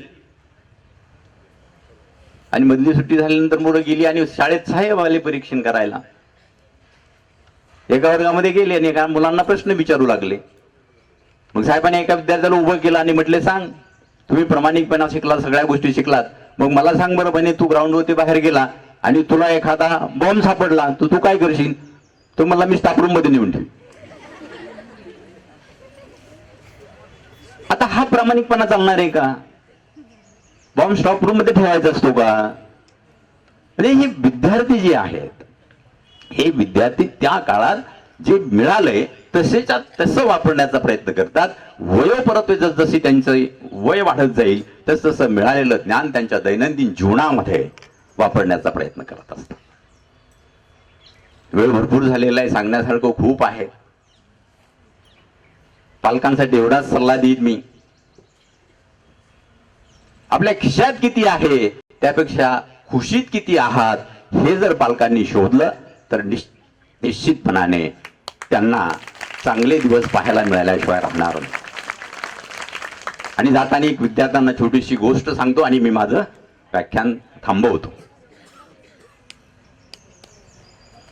शाळा म्हटलं की अनेक गोष्टी आल्या. मगाशी एका भगिनींनी उल्लेख पण केला की असंच एका मुलाचं आणि मुलीचं थोडंसं एकमेकाबरोबर जिव्हाळ्याचे संबंध होते. जिव्हाळ्याचे म्हणजे यायचे, बोलायचे, बसायचे. मग त्याला वाटलं की काय हरकत नाही, ही मुलगी आपल्याला जवळची आहे. म्हणून त्याने पुस्तकामध्ये चिठ्ठी लिहून ते पुस्तक तिला दिलं. त्या चिठ्ठीमध्ये त्याने असं लिहिलं होतं, जर तुझं माझ्यावरती प्रेम असेल तर उद्या लाल रंगाची साडी घालू दे. ड्रेस, साडी नाही, ड्रेस घालू नये. हा दुसऱ्या दिवशी शाळेत गेला. चिठ्ठीचा किती परिणाम झाला म्हणून त्याला पाहायचं होतं. तर त्या दिवशी ती नेमकी गुलाबी रंगाचा ड्रेस घालून आली. त्याला काय समजायचं ते समजलं. पठ्यानी शाळा सोडून दिली. परत शाळेत आलाच नाही. ते पुस्तक नेलं, घरी ठेवून दिलं. एक 15-20 वर्षानंतर सहज घरातली रद्दी उचकता उचकता ते पुस्तक त्याच्या हातामध्ये घावलं आणि तशीच एक चिठ्ठी त्या पुस्तकामध्ये त्याला सापडली. त्या मुलीने लिहिलं होतं त्यात, माझं खूप प्रेम आहे रे तुझ्यावर, पण माझ्या घरी लाल रंगाचा ड्रेस नव्हता म्हणून मी गुलाबी रंगाचा घालून आली. ज्या वेळेस पुस्तक उघडलं त्यावेळेस घडलेला अनर्थ त्याला कळला. म्हणून मी एवढंच तुम्हाला म्हणेन, मुलांनो, किमान पुस्तक उघडायला शिका. पुस्तक त्याने उघडलं असतं तर अनर्थ टळला असता. योग्य अर्थ लावायचा असेल तर विद्यार्थ्याने पुस्तकाशी मैत्री केली पाहिजे, पुस्तक उघडलं पाहिजे, पुस्तक वाचलं पाहिजे. बऱ्याचशा सूचना आल्या की शिक्षक लिखाण देतात, वाचायला सांगत नाहीत. मुलं घरी गेल्यानंतर हे सांगतात, आम्हाला शाळेतून लिहायला सांगितले, वाचायला सांगितलंच नाही. पालकांना तरी काय माहिती काय सांगितलंय शाळेत. हाही भाग त्यात महत्वाचा. मुलं खूप बनवाबनवी करतात, खूप यांना अनुभव सांगण्यासारखे, पण वेळ होतोय. तर संयोजकांनी मला या ठिकाणी बोलवलं, बोलण्याची संधी दिली. मी त्यांचे आभार मानतो आणि माझे 2-4 थांबवतो. पालक, शिक्षक, विद्यार्थी स्नेहसंवाद मेळावा या मेळाव्यासाठी उपस्थित असणारे संस्थेचे निरीक्षक,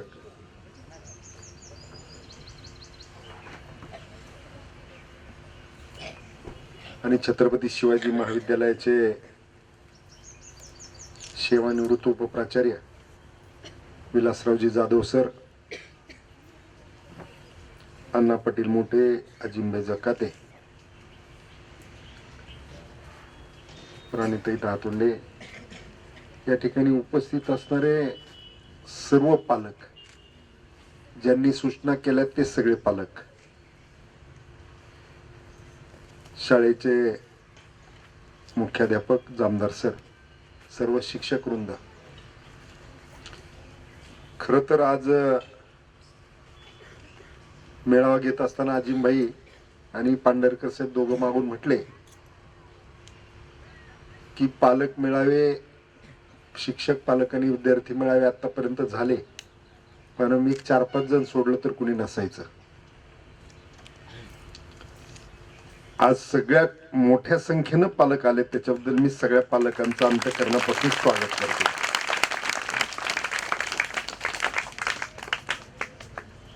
आणि सुरुवातीला ज्या दिवशी जाधव सर चर्चा झाली त्या दिवशी आमच्या शिक्षकांची जी भावना होती, आता शिक्षकांच्या पण लक्षात आलं असेल, प्रयत्ने वाळूचे कण रगडिता तेले हिळे. तुम्ही म्हटले येत नाहीत, आपणही तसं बोलवत नाही ना.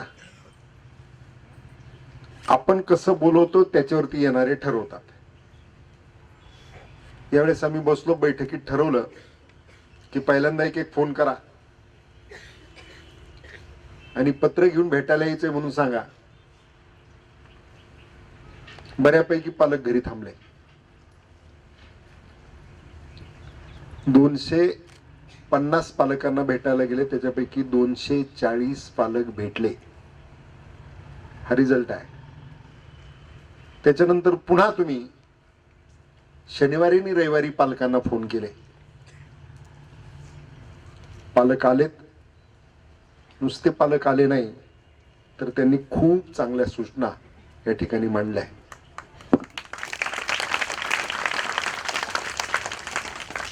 बोलवण्याचा हेतू हा अशा प्रकारचा आहे, आपली खरी संपत्ती म्हणजे तुमच्याकडे किती इस्टेट आहे, किती पैसे आहेत, तुमच्याकडे किती जमीन जुमला आहे. सगळ्या विद्यार्थ्यांनी आता थोडंसं इकडे एकाग्र होऊन लक्ष ठेवायचंय. तुम्ही जर कुणी कुजबूज एकमेकात करताना दिसलं तर माझा भाषणाचा वेळ वाढणार. मी आता ठरवलंय अर्धा तास बोलायचं. तुम्ही जर आधीमध्ये बोललात सगळे कुणी एकमेकाशी तर मी 2 तास बोलणार. मग 2 तास तुम्हाला इथून उठता येणार नाही. मग अर्ध्या तासात उठायचंय का 2 तासांनी उठायचंय?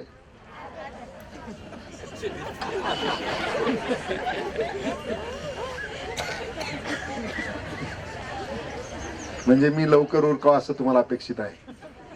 हा, आता कसं काय नाही म्हणलं? आता तुम्ही अर्ध्या तासात बोला म्हणलं. त्याबद्दल 2 तास नको ना, अर्ध्या तासात बोला याचा अर्थ मी लवकर उरकावं असा अर्थ होतो. ठीक आहे. असं सहज त्या ठिकाणी बोलता बोलता तुम्ही सापडले. आम्ही असं अनेक वेळेस सापडलेलो आहे बोलता बोलता. हा जो मेळावा होतोय आज तो तुम्ही बसलेल्या प्रत्येक विद्यार्थ्यासाठी आहे. आणि तुम्ही कोण आहात? आम्ही हे का करतोय तर माझ्या समोर बसलेला प्रत्येक विद्यार्थी हा या देशाचं भविष्य आहे असं मी मानतो. आणि म्हणून तुमच्यासाठी हाचा मेळावा आहे. तुम्ही या देशाचं भविष्यात, तुम्ही या परिवाराचं भविष्यात, तुम्ही या गावाचं भविष्यात आणि तुम्ही आमच्या सगळ्यांचं देखील भविष्यात. आणि म्हणून तुम्ही घडले पाहिजे याच्यासाठीचा आजचा मेळावा होता. ते मागे मुलं तिथं काय अडचण आहे की त्या मुलांना बघा त्या कोपऱ्यात तुमच्या पुढे बसलेल्या खेतमळीस मॅडमच्या त्यांच्या पुढे बसलेली मुलं. पुन्हा एकदा तुम्हाला सांगतो आजचा मेळावा हा तुमच्या प्रत्येक विद्यार्थ्यासाठीचा आहे, तुमचं जीवन घडवण्यासाठीचा आहे.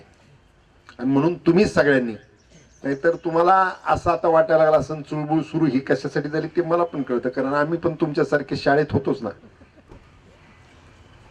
आम्ही शाळेत होतो. आम्ही शाळेत असताना तुम्ही जसं वागताय त्याच्यातल्या काही चुका आम्ही पण केलेले सगळेच तिथं बसलेले.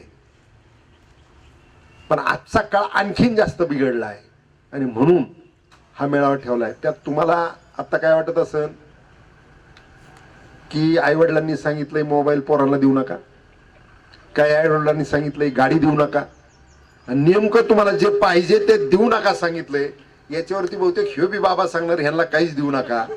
मग याचं काय ऐकायचं? त्याच्यात तुमची चर्चा चालू आहे काय हा प्रश्न मला पडतो. पण मित्रांनो एक सांगतो की मनुष्याला मिळालेलं जीवन हे जीवन सगळ्या गोष्टी आपल्याला त्या ठराविक वेळेत सगळ्या गोष्टी मिळत असतात. परंतु त्या गोष्टी मिळत असताना योग्य वेळेस मिळाल्या तर त्या वस्तू वापरण्याचं आकलन आपल्याला असतं. जर अयोग्य वेळेस वस्तू जर हातात आली तर तिचा निश्चित चुकीचा वापर होतो.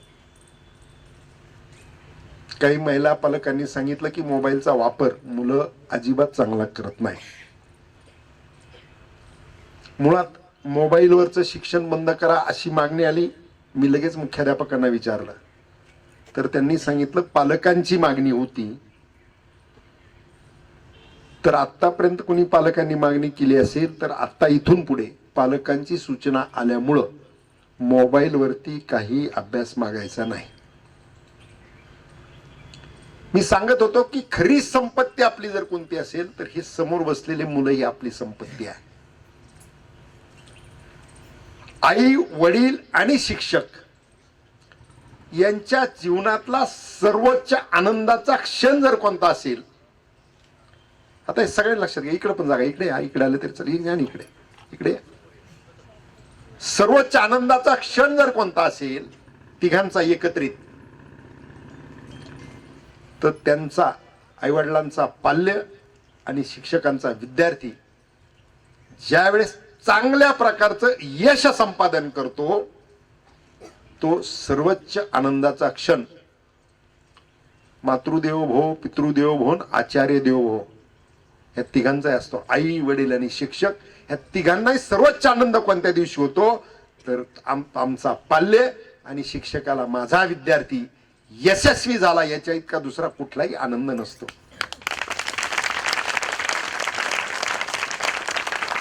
चौथीमध्ये वक्तृत्व स्पर्धा तालुका पातळीवरच्या झाल्या. इथे शेख मॅडम होत्या. म्हणजे शिक्षक नेहमी लक्षात राहणार. शिक्षकाला नेहमी अत्यंत भाग्यवंत जर या समाजामध्ये कोण घटक असेल तर तो शिक्षक आहे. त्याच्या पूर्वजन्माची काहीतरी पुण्याई, त्याच्या आईवडिलाची पुण्याई, या सगळ्या जोरावरती तो शिक्षक होतो. त्याचं कारण सांगतो मी. चौथीत मला या ठिकाणी वक्तृत्व स्पर्धा होती शाळेमध्ये, इथल्या मराठी शाळेमध्ये तालुका पातळीवरची. त्या स्पर्धेत मी तालुक्यात पहिला आलतो. आणि त्यावेळेस परीक्षकाची जी टीम होती त्या टीम मध्ये प्रमुख होत्या ISCच्या आई ज्या शिक्षिका होत्या ना त्या टीमच्या प्रमुख होत्या. त्या कधीही मला भेटल्या त्या की मी चौथीत मला पारितोषिक मिळालं आणि ह्या मॅडम त्या टीमच्या प्रमुख होत्या. हे आयुष्यभर लक्षात राहिलं. प्रत्येक विद्यार्थ्याच्या लक्षात शिक्षक हा शेवटपर्यंत राहत असतो. मला शिकवलेल्या पहिलीपासून आत्ता म्हणजे जोपर्यंत मी शिकवत होतो तोपर्यंतचे सगळे शिक्षक माझ्या लक्षात आहेत. बाकी कुणीही लक्षात राहत नाही. बाकी सगळ्यांना लोक विसरत असतात. आणि म्हणून शिक्षक जे आहे, शिक्षकानं ज्ञानदानाचं पवित्र कार्य करत असताना, विद्यार्थी शाळेत येत असताना ज्ञान ग्रहणासाठी आपण येतो. मी काय सांगितलं तुम्हाला, प्रत्येक माणसाला त्याच्या योग्य वयात योग्य गोष्ट जर हातात मिळाली तर निश्चितपणानं त्याचा वापर चांगला कसा करायचा तो त्याला कळत असतं. आणि वाईट शिकवण्यासाठी कोणीतरी एका आमच्या भगिनींनी सांगितलं की मोबाईलवरती मुलं, तुम्ही मोबाईलवरचा अभ्यास सांगता पण मोबाईलवर अभ्यास मुलं करतात आणि मोबाईलवर नेमकं काय पाहतात तर चांगलं पाहत नाहीत.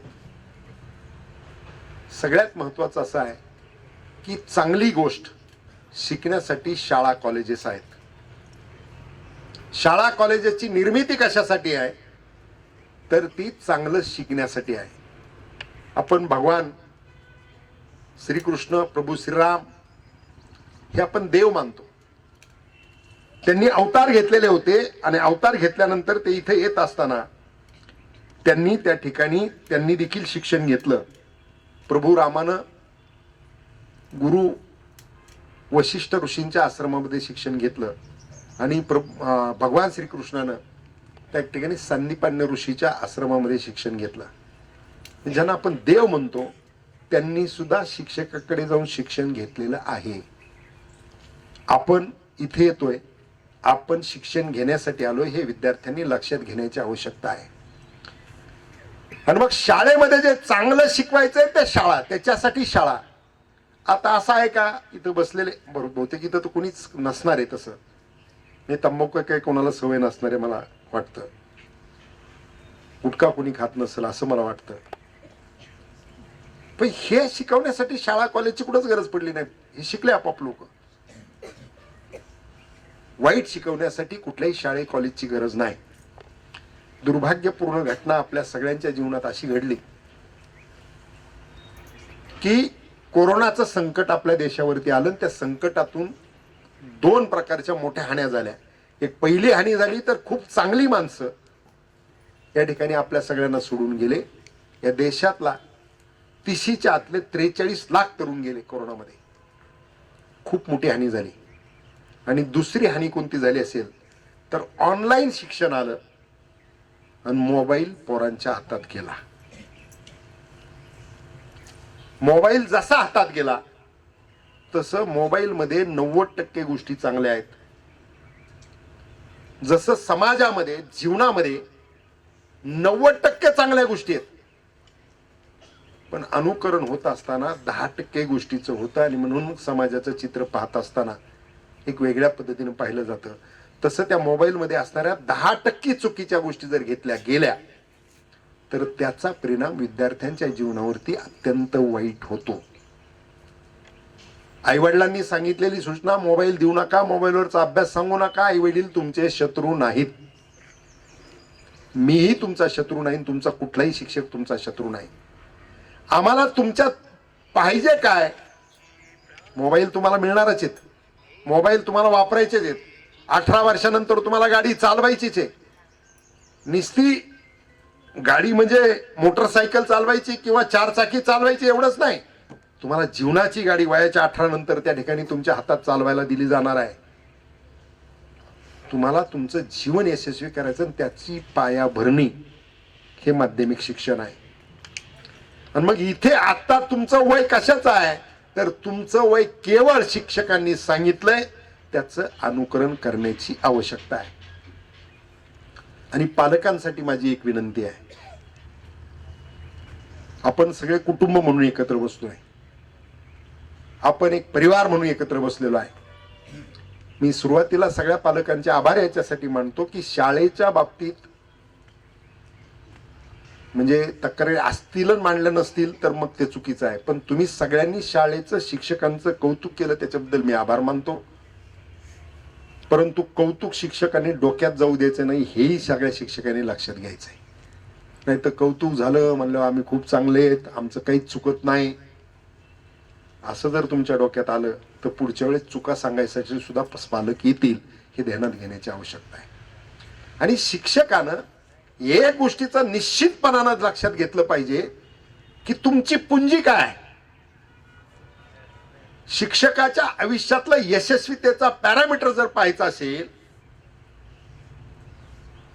आता काय झालंय, आता काळ बदललाय. सर तुम्ही म्हटलं की बाबा आता विद्यार्थ्यांचं टोळकं पुढं आलं म्हणून शिक्षक बाजून जातो. पूर्वीच्या काळात शिक्षक आल्यानंतर विद्यार्थी बाजूला पळायचे. आणि त्याच्या अगोदरचा काळ जर बघितला तर गावातली प्रमुख माणसं सुद्धा शिक्षक आल्यानंतर त्यांच्याकडे आदरानं पाहत होते. आणि एक कालखंड असा होता की शिक्षक, आम्ही लहान असतानाचा कालखंड असा आहे की शिक्षक त्या ठिकाणी गावातच राहायचे. मला शिकवणारे कोरडे गुरुजी होते, कापडे गुरुजी होते, मडके गुरुजी होते. हे वडळीत राहायचे, सोमवारी सकाळी यायचे आणि शनिवारी दुपारी जायचे. त्या शिक्षकांचा गावाला अशा प्रकारचा आधार असायचा.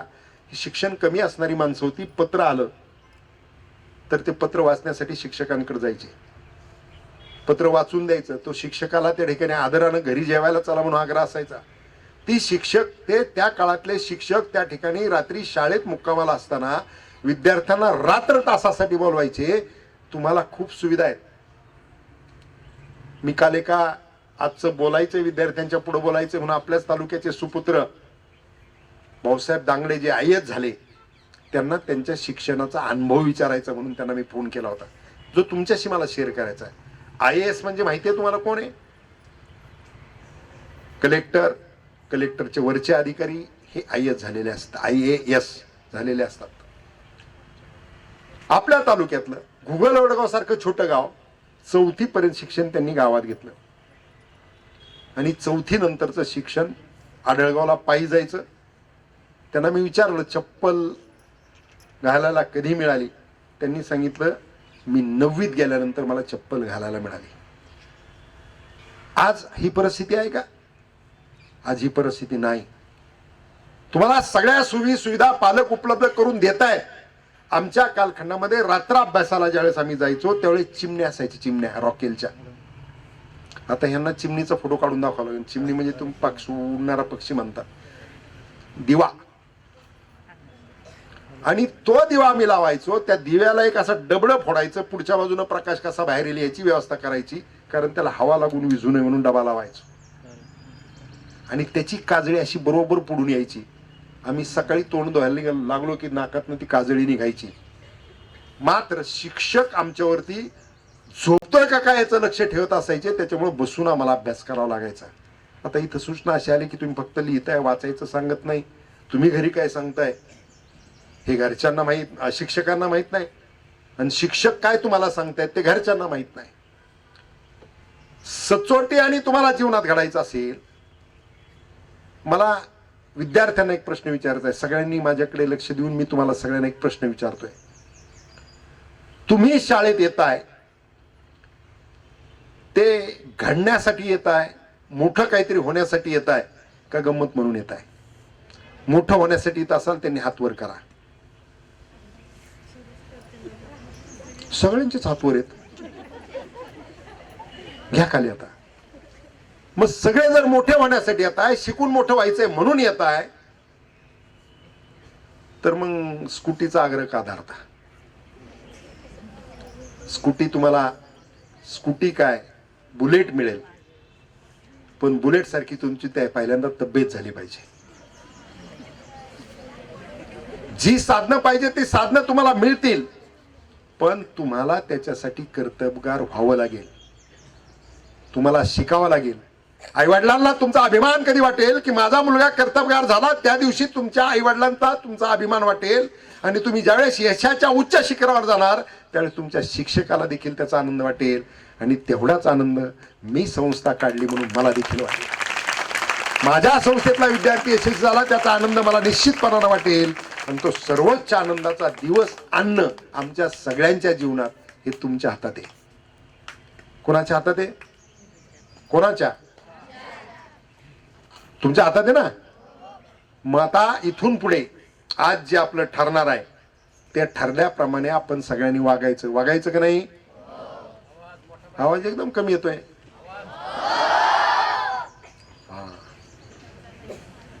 तर या ठिकाणी आपल्याला शिक्षण घेत असताना, पालक शिक्षक विद्यार्थ्यांचा मेळावा करत असताना आपल्याला त्या ठिकाणी पालकांना मला काही सूचना निश्चितपणाने करायच्यात. खरं तर आज सगळीकडेच आव्हान आहेत. देशाचा म्हणजे जगाचा जागतिक एक अभ्यास झाला आणि समाधान आणि आनंदाचा निर्देशांक मोजण्यात आला.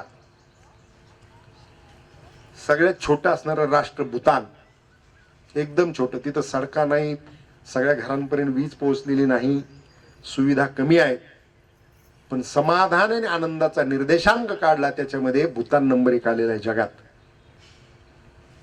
आपल्या भारताचा नंबर 128 आहे. ज्या पाकिस्तानला खायची पंचायत आहे तो 108 नंबरला आहे, म्हणजे आपल्या वर येतो आनंदाच्या अंकात. विद्यार्थ्यांच्या पुढे बोलत असताना सगळ्या पालकांना माझी अशा प्रकारची विनंती आहे की आनंदाची सुरुवात आणि समाधानाची सुरुवात करत असताना आपल्याला घरापासून करावं लागेल. घरात आनंदाचं वातावरण निर्माण करण्याची जबाबदारी आपली आहे. आणि त्याच्यासाठी नातं निर्माण करत असताना आपण आपल्या संपत्ती, जी खरी संपत्ती आहे ती आपली संतती, तिच्यासाठीचा जास्तीचा वेळ द्यावा लागेल. संवाद वाढवत असताना पालक शिक्षक यांचा संवाद वाढण्याची आवश्यकता आहे. मुलाला घरून काय आणून करून आणायला सांगितलंय ते शिक्षकांना पालकांना संवाद असल्याशिवाय कळणार नाही. आणि मुलांना हे जे सगळं चाललंय हे तुमच्या भल्यासाठी चाललेलं आहे. तुम्ही अजिबात म्हणजे शिक्षक व्हिलन आहेत, त्या व्हिलनचा मुख्य तुमच्या समोर बोलतोय असं डोक्यात काही घेऊ नका. नाही तर एक असं असतंय की चांगली गोष्ट सांगायला लागलं तरी सुद्धा प्रश्न निर्माण होतात. चांगल्या गोष्टी म्हणजे ती जुनी म्हण आहे, खरं सांगितलेलं साख्यायला सुद्धा पटत नाही. पण तुमच्या जीवनामध्ये प्राथमिकता आज जी आहे, आज प्राथमिकता आहे तुम्हाला शिकण्याची, तुम्हाला घडण्याची, तुम्हाला मोठं होण्याची आहे. जुन्या काळात साधनं नव्हते, अभ्यास पुरं करत होते. त्या कालखंडामध्ये न्यूनगंड होता की खेड्यातला मुलगा त्या ठिकाणी एवढा मोठा कसा होईल.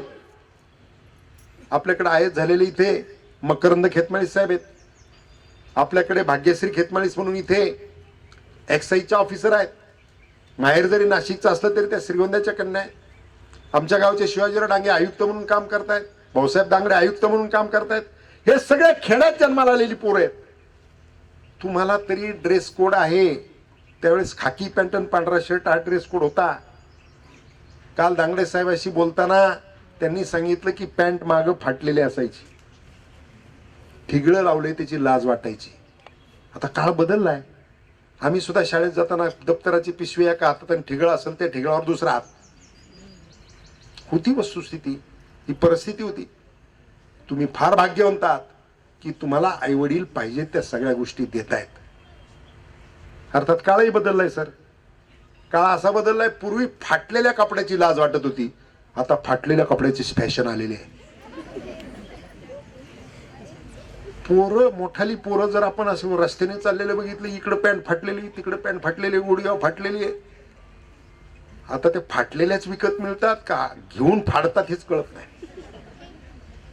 काय काय कट आलेत. पूर्वी आम्हाला कट कसा होता, आम्ही तर लहान असताना आमचे मामा शिरसगावला गेले की पहिल्यांदा आम्हाला पकडायचे, नाळ्याकडे न्यायचे, सगळं साफ करून आणायचे. एकच कट होता, मशीन लावली, पुढून मागं, मागून पुढं, सपाट सगळं. आता इतका बदल झालाय. एकदा मी एका घरी गेलो आणि एक मुलगा चहा घेऊन आला, त्याचे तो कट असा इथपर्यंत वर हाणलेला होता सगळ्या बाजूने. मी त्याला चहाचा कप घेऊन तसाच उभा केला. म्हणलं तू कटिंग करता करता पळून आला का रे? ते लागला हसायला. अरे म्हणलं मग खरंच विचारतोय का, न्हावी पळून गेला, नेमकं काय झालं? तो ना नाही अण्णा म्हणला ही फॅशन आहे. आता कसली फॅशन इथपर्यंत असा? हा दुसरी फॅशन कोणती? फाटके कपडे. ज्याची आम्हाला लाज वाटायची आज ते फॅशन म्हणून आलंय पुढं. म्हणजे असा पोरांचा जर टोळका पडून आलं ना तर असं वाटतं कुठेतरी बॉम्बस्फोट झाला आणि त्याच्यातून बाहेर आलेली पोरं करून वाचून. हे काय आलंय? म्हणून जगाच्या पातळीवरती खूप वेगवेगळ्या प्रकारची आव्हानं आहेत आणि त्या आव्हानातून तुम्हाला पुढे जायचंय. आमच्या कालखंडामध्ये साधनं नव्हते पण आव्हानही तसे कमी होते. आता मात्र तुम्हाला प्रगती करत असताना तुमच्या पुढे खूप आव्हानं आहेत आणि ती आव्हानं पेलवायची असतील तर या बालकांना ती आव्हानं पेलवण्यासाठी तुम्हाला सगळ्यांना पालकांना इथं का बोलवलंय त्याचं कारण एक आहे की ते आव्हानं पेलवण्यासाठी आपल्याला सगळ्यांना सामूहिकपणानं प्रयत्न करावे लागतील. शाळेत आलं म्हणून शिक्षकांची जबाबदारी, शिक्षक सगळं करतील. घरी गेल्यानंतर शिक्षकांनी म्हणायचं पालक बाकीचं करून घेतील. याच्यात पोरांचं काही होणार नाही. करायचं असेल तर एक वेगळा प्रयोग आपण आपल्या शाळेच्या माध्यमातून निश्चितपणानं राबवण्याची संकल्पना आहे आणि त्याच्यासाठी पालकांचं सहकार्य अत्यंत आवश्यक आहे. मला विद्यार्थ्यांना एक आणखी विचारतो मी, विद्यार्थ्यांनी ज्यांचे आई आणि वडील दोघे पण आलेत असे विद्यार्थ्यांनी हात वर करा.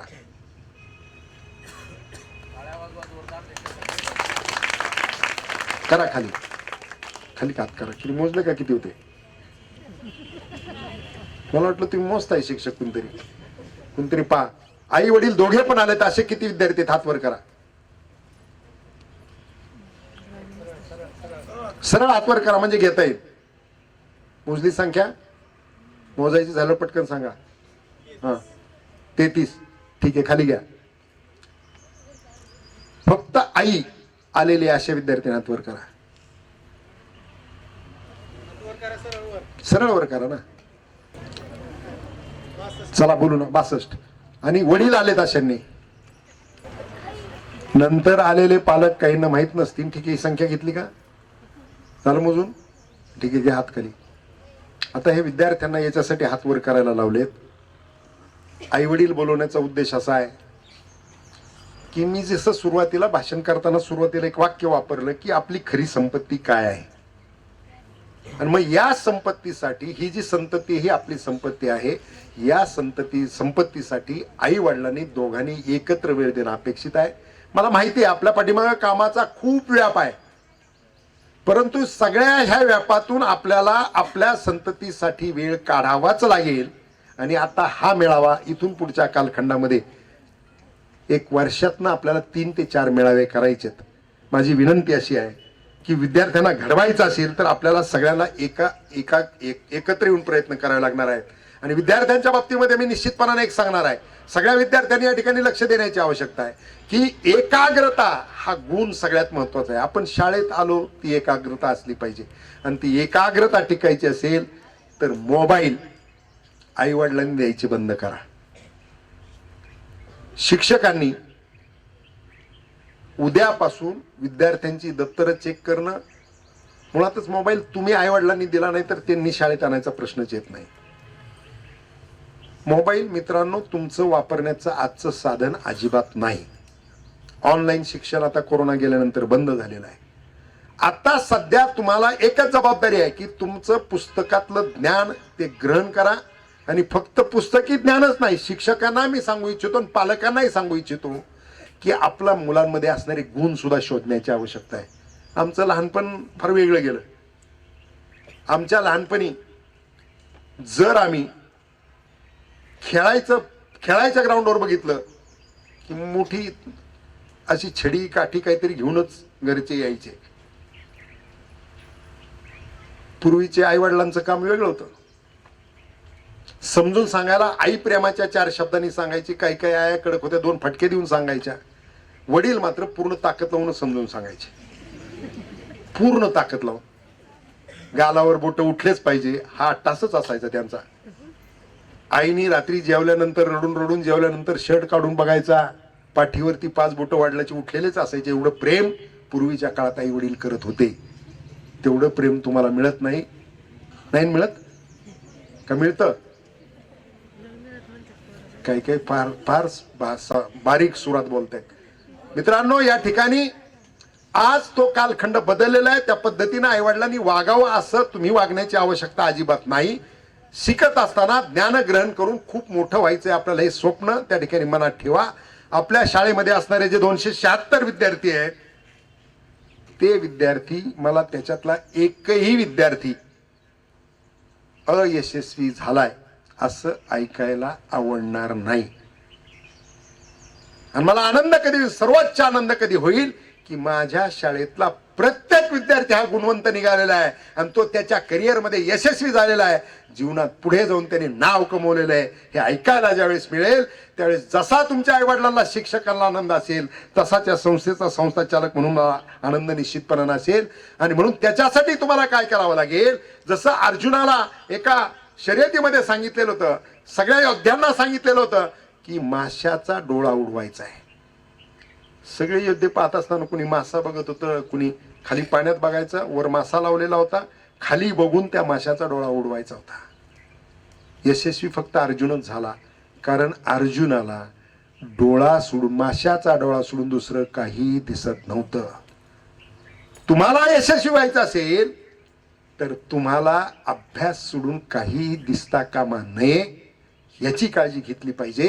12वी नंतर तुम्हाला मोबाईल आणि बाकीचे साधनं जे आहेत ते निश्चितपणाने तुम्ही वापरले पाहिजे. मोबाईल हे तुमचं आत्ताचं वापरायचं साधन नाही. आणि मुलांचं मोबाईलचं आकर्षण कमी करायचं असेल तर लॉकडाऊन जसा कोरोनाच्या कालखंडामध्ये बऱ्याच गोष्टींसाठी होता, तसं पालकांनी आपल्याच मनानं मोबाईलसाठी आपणच लॉकडाऊन करून घ्या. आपल्या सगळ्यांच्या दृष्टीने 2 स्क्रीन टाइम फार धोक्याचे आहेत. एक टीव्हीचा स्क्रीन टाइम आणि दुसरा मोबाईलचा स्क्रीन टाइम. एकदा एक जोडपं, त्याची धर्मपत्नी, आता आपले पतिराज यायची वेळ झालेली, ऑफिस सुटायची वेळ झालेली, त्याच टायमिंगला एक मालिका होती. मालिका पाहायची, त्या मालिकेत व्यत्यय नको म्हणून दरवाजा उघडा ठेवलेला होता. 5-7 मजल्याची बिल्डिंग होती, वेगवेगळे फ्लॅट्स होते. एक जण मोबाईलवरती फेसबुक खेळत आला. वरच्या मजल्यावर त्याचं घर होतं, खालच्याच मजल्यावर दरवाजा उघडा बघून घुसलान जाऊन बसला. मॅडम टीव्ही बघत होत्या, मालिकेत एकाग्र होत्या. कोण येऊन बसलं, त्यांना वाटतं पतिराज आलेत. ह्याला वाटलं आपल्याच घरात आलोय. हा तिथं मोबाईलवर फेसबुक खेळत बसला. आणि ज्याचं घर आहे तो आला, त्यानं दरवाजा उडवून बघितला, बसलेला माणूस बघितला, तो म्हणला सॉरी मी चुकून तुमच्या घरात आलो. म्हणजे ज्याच्या घरात ज्याला जायचं होतं ते म्हणतो सॉरी. आपण किती आसक्त झालो, टीव्ही पाहताना आपण किती टीव्हीशी एकाग्र आहात याचं चिंतन आपण प्रत्येकानं करण्याची आवश्यकता आहे. मालिका पाहत असताना मालिकांचं शिक्षण, जी घरं आनंदी असतील त्याच्यात भांडण कसं लागेल अशाच प्रकारच्या बऱ्याचशा मालिका आहेत असं म्हणतात. मी काही पाहत नाही, मला वेळही मिळत नाही. परंतु त्या ठिकाणी आपण काय पाहतो, मी तुम्हाला कोणाला दोष देण्यासाठी हे बोलत नाही. मुलांना तुम्ही काय सांगताय ते सांगितलेलं मुलं करत नाहीत. तुम्ही काय करताय ते मुलं करतात. मुलं ही लहान मुलंही अनुकरण प्रिय असतात. आणि म्हणून जर आपल्या मुलांनी मोबाईल पाहू नये असं वाटत असेल तर मुलांच्या समोर आपणही मोबाईल पाहू नये अशा मताचा मी आहे. काय आहे त्या मोबाईलमध्ये पाहायला? ठीक आहे, बरं पाहायचाच तर मग ठीक आहे, मोबाईल जरूर पहा, पण सकाळी मोबाईल तुम्ही मुलं उठायच्या अगोदर तुमच्या हातात मोबाईल असला पाहिजे आणि त्या मोबाईलवरती एक आध्यात्मिक चांगल्या प्रकारचं काहीतरी लावून दिलं पाहिजे तुम्ही मोबाईलवरती. त्या ठिकाणी छत्रपती शिवाजी महाराजांच्या विषयी काय येते, छत्रपती संभाजी महाराजांच्या विषयी काय येते, ज्योतिबा फुले, महात्मा ज्योतिबा फुले, सावित्रीबाई फुले यांनी शिक्षणासाठी केलेलं काम, समाजाच्या उद्धारासाठी केलेलं काम, ते आम्हाला त्या मोबाईलवरून मुलांना ऐकवता आलं पाहिजे. आणि त्यांनी ऐकलं की लक्षात येईल, अहिल्याबाई होळकरांचं ऐकता येईल, त्या ठिकाणी रामायण महाभारत ऐकता येईल. हे जर तुम्ही मोबाईलवरती ऐकताय म्हणल्यानंतर मुलंही त्याचं अनुकरण करतील आणि मग ते त्यांना ऐकवण्याची आवश्यकता आहे, पाहायचंच असेल तर. मात्र आत्ता हे वय मुलांचं मोबाईल पाहण्याचं नाही आणि म्हणून मोबाईलला लॉकडाऊन हा पहिल्यांदा आईवडिलांना थोडासा करावा लागेल, आपल्याला मोहाला आवर घालावा लागेल. आपली खरी संपत्ती जर घडवायची असेल तर त्याच्यासाठी आपल्याला काही गोष्टींचा त्याग हा करावाच लागेल, याची काळजी निश्चितपणाने घ्यावी लागेल.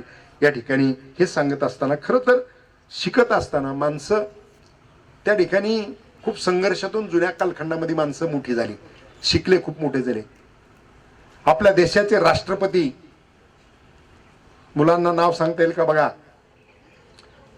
जे एक मोठे शास्त्रज्ञ होऊन गेले ते या देशाचे राष्ट्रपती झाले. कोण? बरोबर, हुशार आहेत मुलं सगळे, तुम्ही हुशार आहात. APJ अब्दुल कलाम हे मिसाईल मॅन म्हणून पुढे आले. त्यांचं सगळं जीवन जर बघितलं, त्या मिसाईल मॅनचं जे, पडोकर मॅडम पुढे,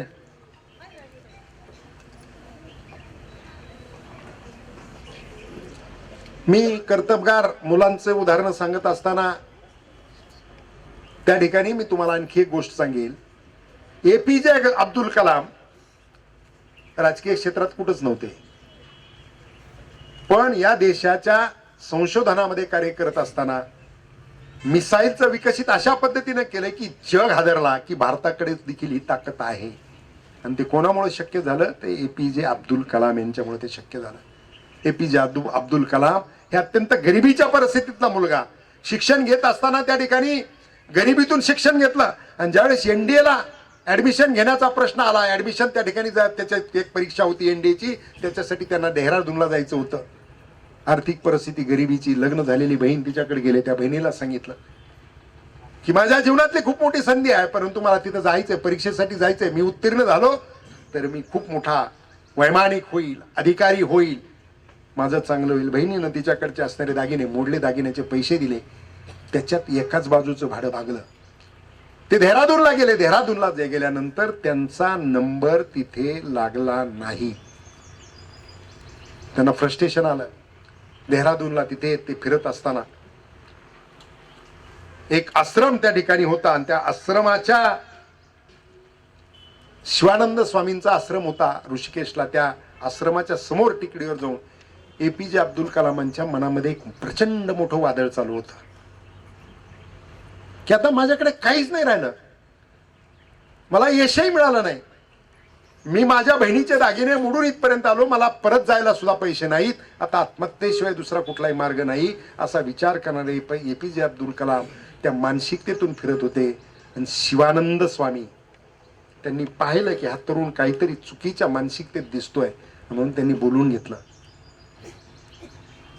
आणि बोलून घेऊन त्या ठिकाणी त्यांना विचारलं. तर APJ अब्दुल कलामांनी त्यांचं नाव सांगितलं, सगळा इतिहास सांगितला. आणि शिवानंद स्वामींनी वापरलेलं वाक्य असं आहे की तुझं NDAत सिलेक्शन झालं नाही, तू नाराज व्हायचं काही कारण नाही, तू दुःखी का होतोस? ते पण आता माझ्या हातात काहीच राहिलं नाही, बहिणीचे दागिने मोडून इथपर्यंत आलो, परत जायला सुद्धा पैसे नाहीत, माझ्या जीवनात अर्थ उरलेला नाही. शिवानंद स्वामींनी वापरलेलं वाक्य फार महत्वाचं आहे की देवानं तुला ही संधी दिली नाही, त्याचं कारण देवानं तुझ्याकडून यापेक्षा मोठं कार्य काहीतरी करून घ्यायचं हे ठरवलेलं आहे आणि म्हणून तुला ही संधी नाही. नाराज होऊ नकोस, मोठं काम तुझ्याकडून देव करून घेणार आहे, तुझ्या जाण्याची व्यवस्था मी करतो, त्याला APJ अब्दुल कलामला परत जाण्यासाठी जे पैसे दिले तेवढंच वाक्य APJ अब्दुल कलामांनी घेतलं आणि जीवनामध्ये पुढची प्रगती, पुढचा अभ्यास करत राहिले. मला खूप मोठं व्हायचंय, देवानं मला मोठ्या कामासाठी जन्म घातलेला आहे, हा विचार अब्दुल कलाम यांनी केला. NDA मध्ये पायलट झाले असते किंवा आणखी कुठली तरी जबाबदारी मिळाली असती, परंतु मिसाईल मॅन म्हणून त्या ठिकाणी जगात नाव जर आज कोणाचं निघत असेल तर याच भूमीत जन्म घेतलेल्या APJ अब्दुल कलामांचं निघतंय. या विद्यार्थ्यांमध्ये आम्ही APJ अब्दुल कलाम बघतोय, या विद्यार्थ्यांमध्ये आम्ही डॉक्टर मनमोहन सिंग बघतोय, या विद्यार्थ्यांमध्ये आम्ही ज्यांनी करिश्मा केला ते बघतोय. आई वडिलांना एकच विनंती आहे, कधी कुठे एखाद्या विषयात तुम्हाला अपयश आलं तर विद्यार्थ्यांनो नाराज होऊ नका. त्यापेक्षा दुसऱ्या कुठेतरी चांगलं तुम्हाला यश तुम्हाला त्याच्यामध्ये दडलेलं असणार आहे, हा विचार करून यशाच्या दृष्टीनं पावलं टाकण्याचा प्रयत्न करा. आईवडिलांना माझी एकच विनंती आहे, पालकांना माझी एकच विनंती आहे आणि शिक्षकांनी देखील याच गोष्टीवरती लक्ष देण्याची आवश्यकता आहे की सगळीच मुलं अभ्यासात पारंगत असतील असं नाही. खेळाच्या बाबतीमध्ये आपल्या शाळेमध्ये मी वडाळीला परवा दिवशी होतो त्यावेळेस खेळामध्ये आपली मुलं देश पातळीपर्यंत गेली. मुलांमधले गुण शोधा. मी सांगत होतो पूर्वीच्या काळामध्ये आम्ही खेळायला लागलो की आम्हाला बदडणे सोडून दुसरा कार्यक्रमच नव्हता. पण सचिन तेंडुलकरच्या वडिलांना जर वाटलं असतं की हे पोरग सारखं खेळतंय, याला धोपटला पाहिजे, तर सचिन तेंडुलकर घडलाच नसता. त्याच्या खेळातला गुण त्याच्या वडिलांच्या लक्षात आला. वडील त्याच्या ग्राउंडवरती त्याच्या क्रिकेटचं सगळं किट घेऊन वडील त्याच्याबरोबर जात होते, चुलते त्याच्याबरोबर जात होते आणि क्रिकेटमध्ये प्रोत्साहन देत होते. म्हणून सचिन तेंडुलकर त्या ठिकाणी देशात आणि जगात त्याचं नाव झालं खेळामध्ये. तसंच तुमच्यात कोणात तरी गुण असेल तर तो गुण शिक्षकांनी पालकांनी शोधला पाहिजे आणि त्या गुणाला पूर्णपणानं वाव दिला पाहिजे. एखाद्या मुलाला चित्र काढण्याची सवय असेल, आई वडिलांकडून यदा कधी आमचे आई वडील म्हणायचे हे काय करत बसलाय, अभ्यास करायचा सोडून दिला, नुसतं वाचन आणि लिखाण एवढंच नाही तर त्या मुलामध्ये असणारे जे जे गुण आहेत त्या गुणांना वाव देण्याचा प्रयत्न झाला पाहिजे. मग त्याची एखाद्याची चित्रकला चांगली असेल तर त्या चित्रकलेत त्याला वाव द्यायचा प्रयत्न झाला पाहिजे. एखादा क्रिकेट चांगला खेळत असेल त्याला तिथे वाव द्यायचा प्रयत्न झाला पाहिजे. एखादा वेगवेगळ्या प्रकारच्या खेळांपैकी कोणत्याही खेळात पारंगत हा होऊ शकतो आणि त्याचं जीवन घडू शकतो असा जर विचार त्या ठिकाणी, एखादी मुलगी पळण्यात चांगली असेल ती भविष्य काळामध्ये PT उषानंतर त्या ठिकाणी आपली एखादी मुलगी ठरू शकते, तिला तिथं वाव दिला पाहिजे.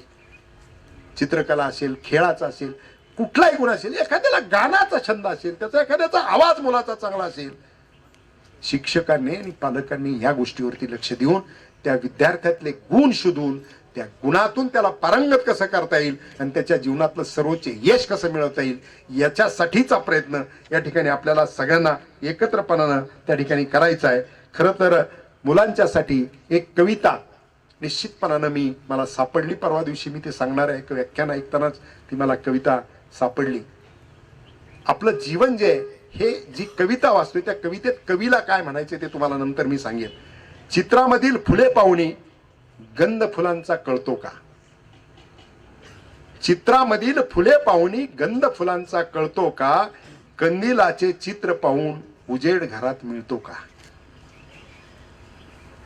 चित्रामधील फुले पाहुणी गंध फुलांचा मिळतो का, कंदिलाचे चित्र पाहून घरात उजेड मिळतो का. पाण्यामधला चंद्र पाहून तहान कुणाची विसते का, पाण्यामधील चंद्र पाहुणी तहान कुणाची विसते का. पाटीवरचा देव पाहून साक्ष तयाची पटते का, पाटीवरील देव पाहून साक्षी तयाची पटते का. पुस्तकातील गोष्टी वाचून शहाणपण कोणा येते का, पुस्तकातील गोष्टी पाहून शहाणपण कोणा येते का. साखरेचा शब्द ऐकून गोडी तोंडा येते का, साखरेची शब्द ऐकून गोडी तोंडा येते का. अनुभव वाचून जगणे व्यर्थ आहे हे लक्षात घे. या कवितेतून त्यांना काय सांगायचंय, अनुभव वाचून जगणे व्यर्थ आहे लक्षात घे. कष्ट केल्याशिवाय फळ कधी कुणाला मिळते का, कष्ट केल्याशिवाय फळ कुणाला कधी मिळते का. अभ्यासाचं कष्ट केल्याशिवाय तुम्हाला फळ मिळणार नाही आणि ते फळ मिळवण्यासाठी जसं की या कवितेत सांगितलंय चित्रामधल्या फुलाचा सुगंध येतच नाही म्हणून मोबाईल मधल्या चुकीच्या गोष्टी पाहून तुमचं आदर्शन चांगलं जीवन घडू शकत नाही. आमिषाच्या चुकीच्या पद्धतीच्या आमिषातून तुमचं चांगलं जीवन घडू शकणार नाही आणि म्हणून चांगलं जीवन जर घडायचं असेल तर आता सध्याची जबाबदारी तुमची ज्ञान ग्रहण करण्याची आहे, शिकण्याची आहे, तुमच्यातले गुण दाखवण्याचे आहे, तुमच्या अभ्यासाची प्रगती दाखवण्याची आहे आणि तुमचं मोठं होण्याचे आहे. जसं जसं तुमचं वय मोठं होत जाणार आहे तशा तशा तुमच्या जीवनात सगळ्या गोष्टी तुम्हाला मिळणार आहेत. पण प्रत्येक गोष्ट मिळण्यासाठी एक ठरलेलं वय आहे. त्या वयाच्या आधी कोणतीही गोष्ट तुमच्या हातात आली तर तिचा वापर करणं हे तुम्हाला समजणार नाही आणि आयुष्य त्या ठिकाणी व्यर्थ जाणार आहे.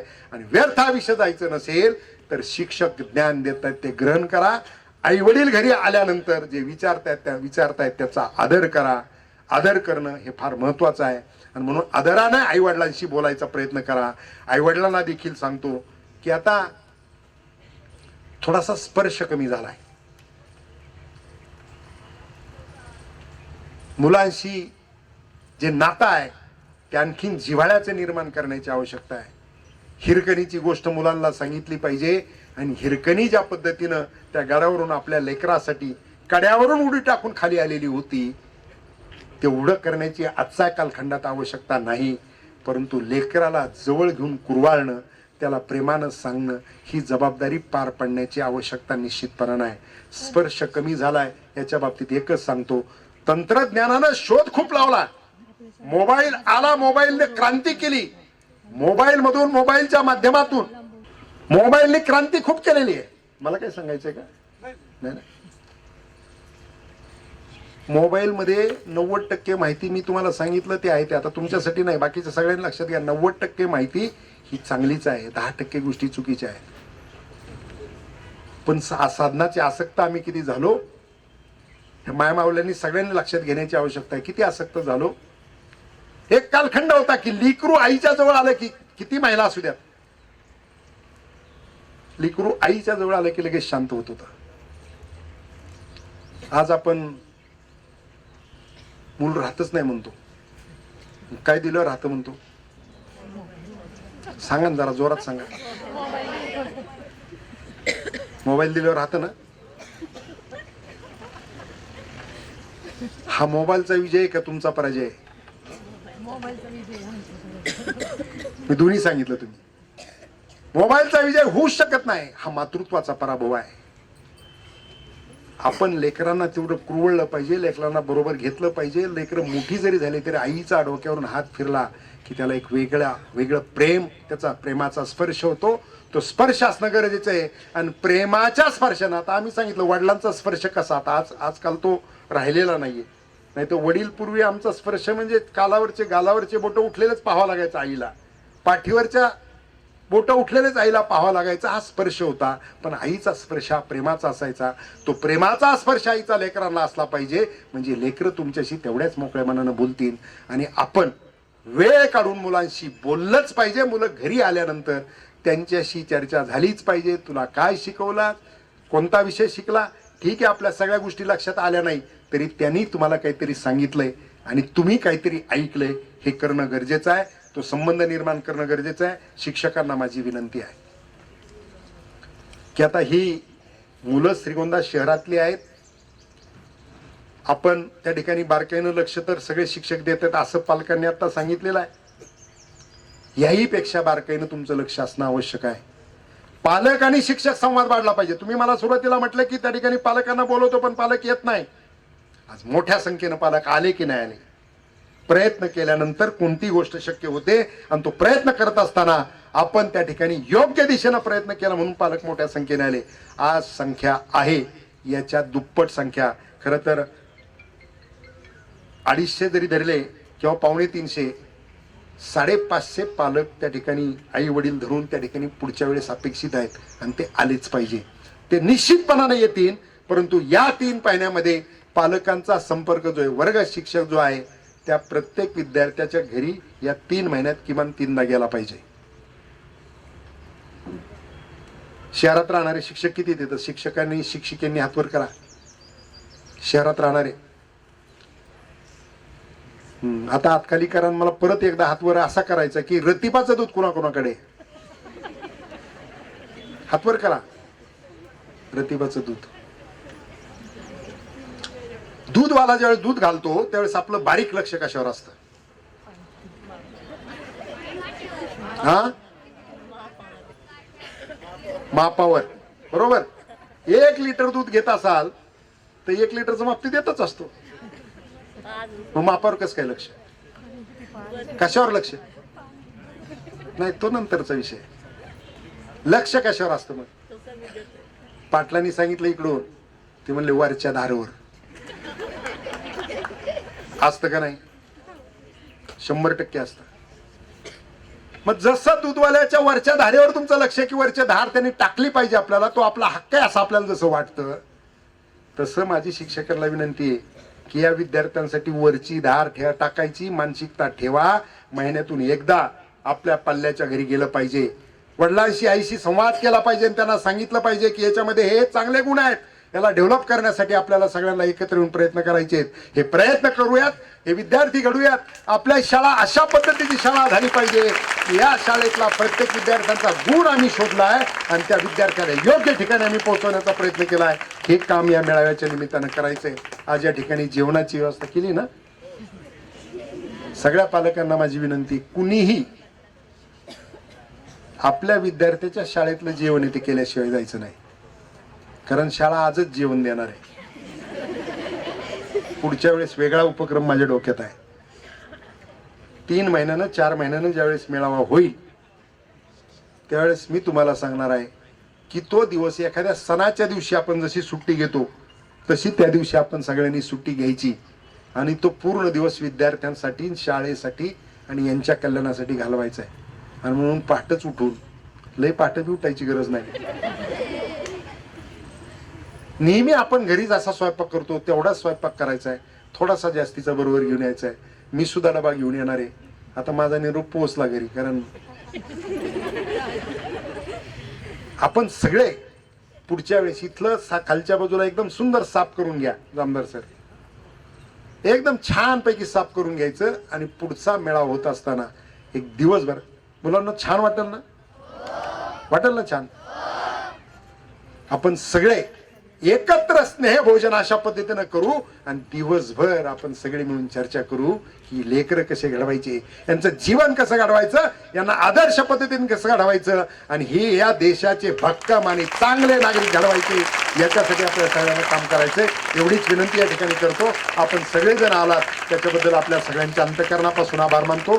शिक्षकांना, जे पालक आज येऊ शकलेले नाहीत त्यांच्याशी उद्या आपण संपर्क करायचा आहे.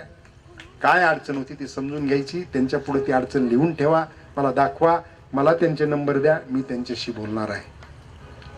विद्यार्थ्यांनी आपल्या सगळ्या विद्यार्थ्यांना, ज्या विद्यार्थ्यांनी पालकांना या मेळाव्याला यावंच लागेल असा आग्रह केला त्या विद्यार्थ्यांनी हात वर करा. भाषेमध्ये सर्वांच्या हृदयाला स्पर्श करेल अशी भाषा त्यांनी या ठिकाणी मार्मिक भाषेत आपलं मनोगत व्यक्त केलं, आपल्याला मार्गदर्शन केलं. अण्णांनी पालकांना आणि शिक्षकांना ज्या सूचना केलेल्या आहेत त्या सूचनांचं तंतोतंत पालन करण्याचा आम्ही प्रयत्न करू. धन्यवाद.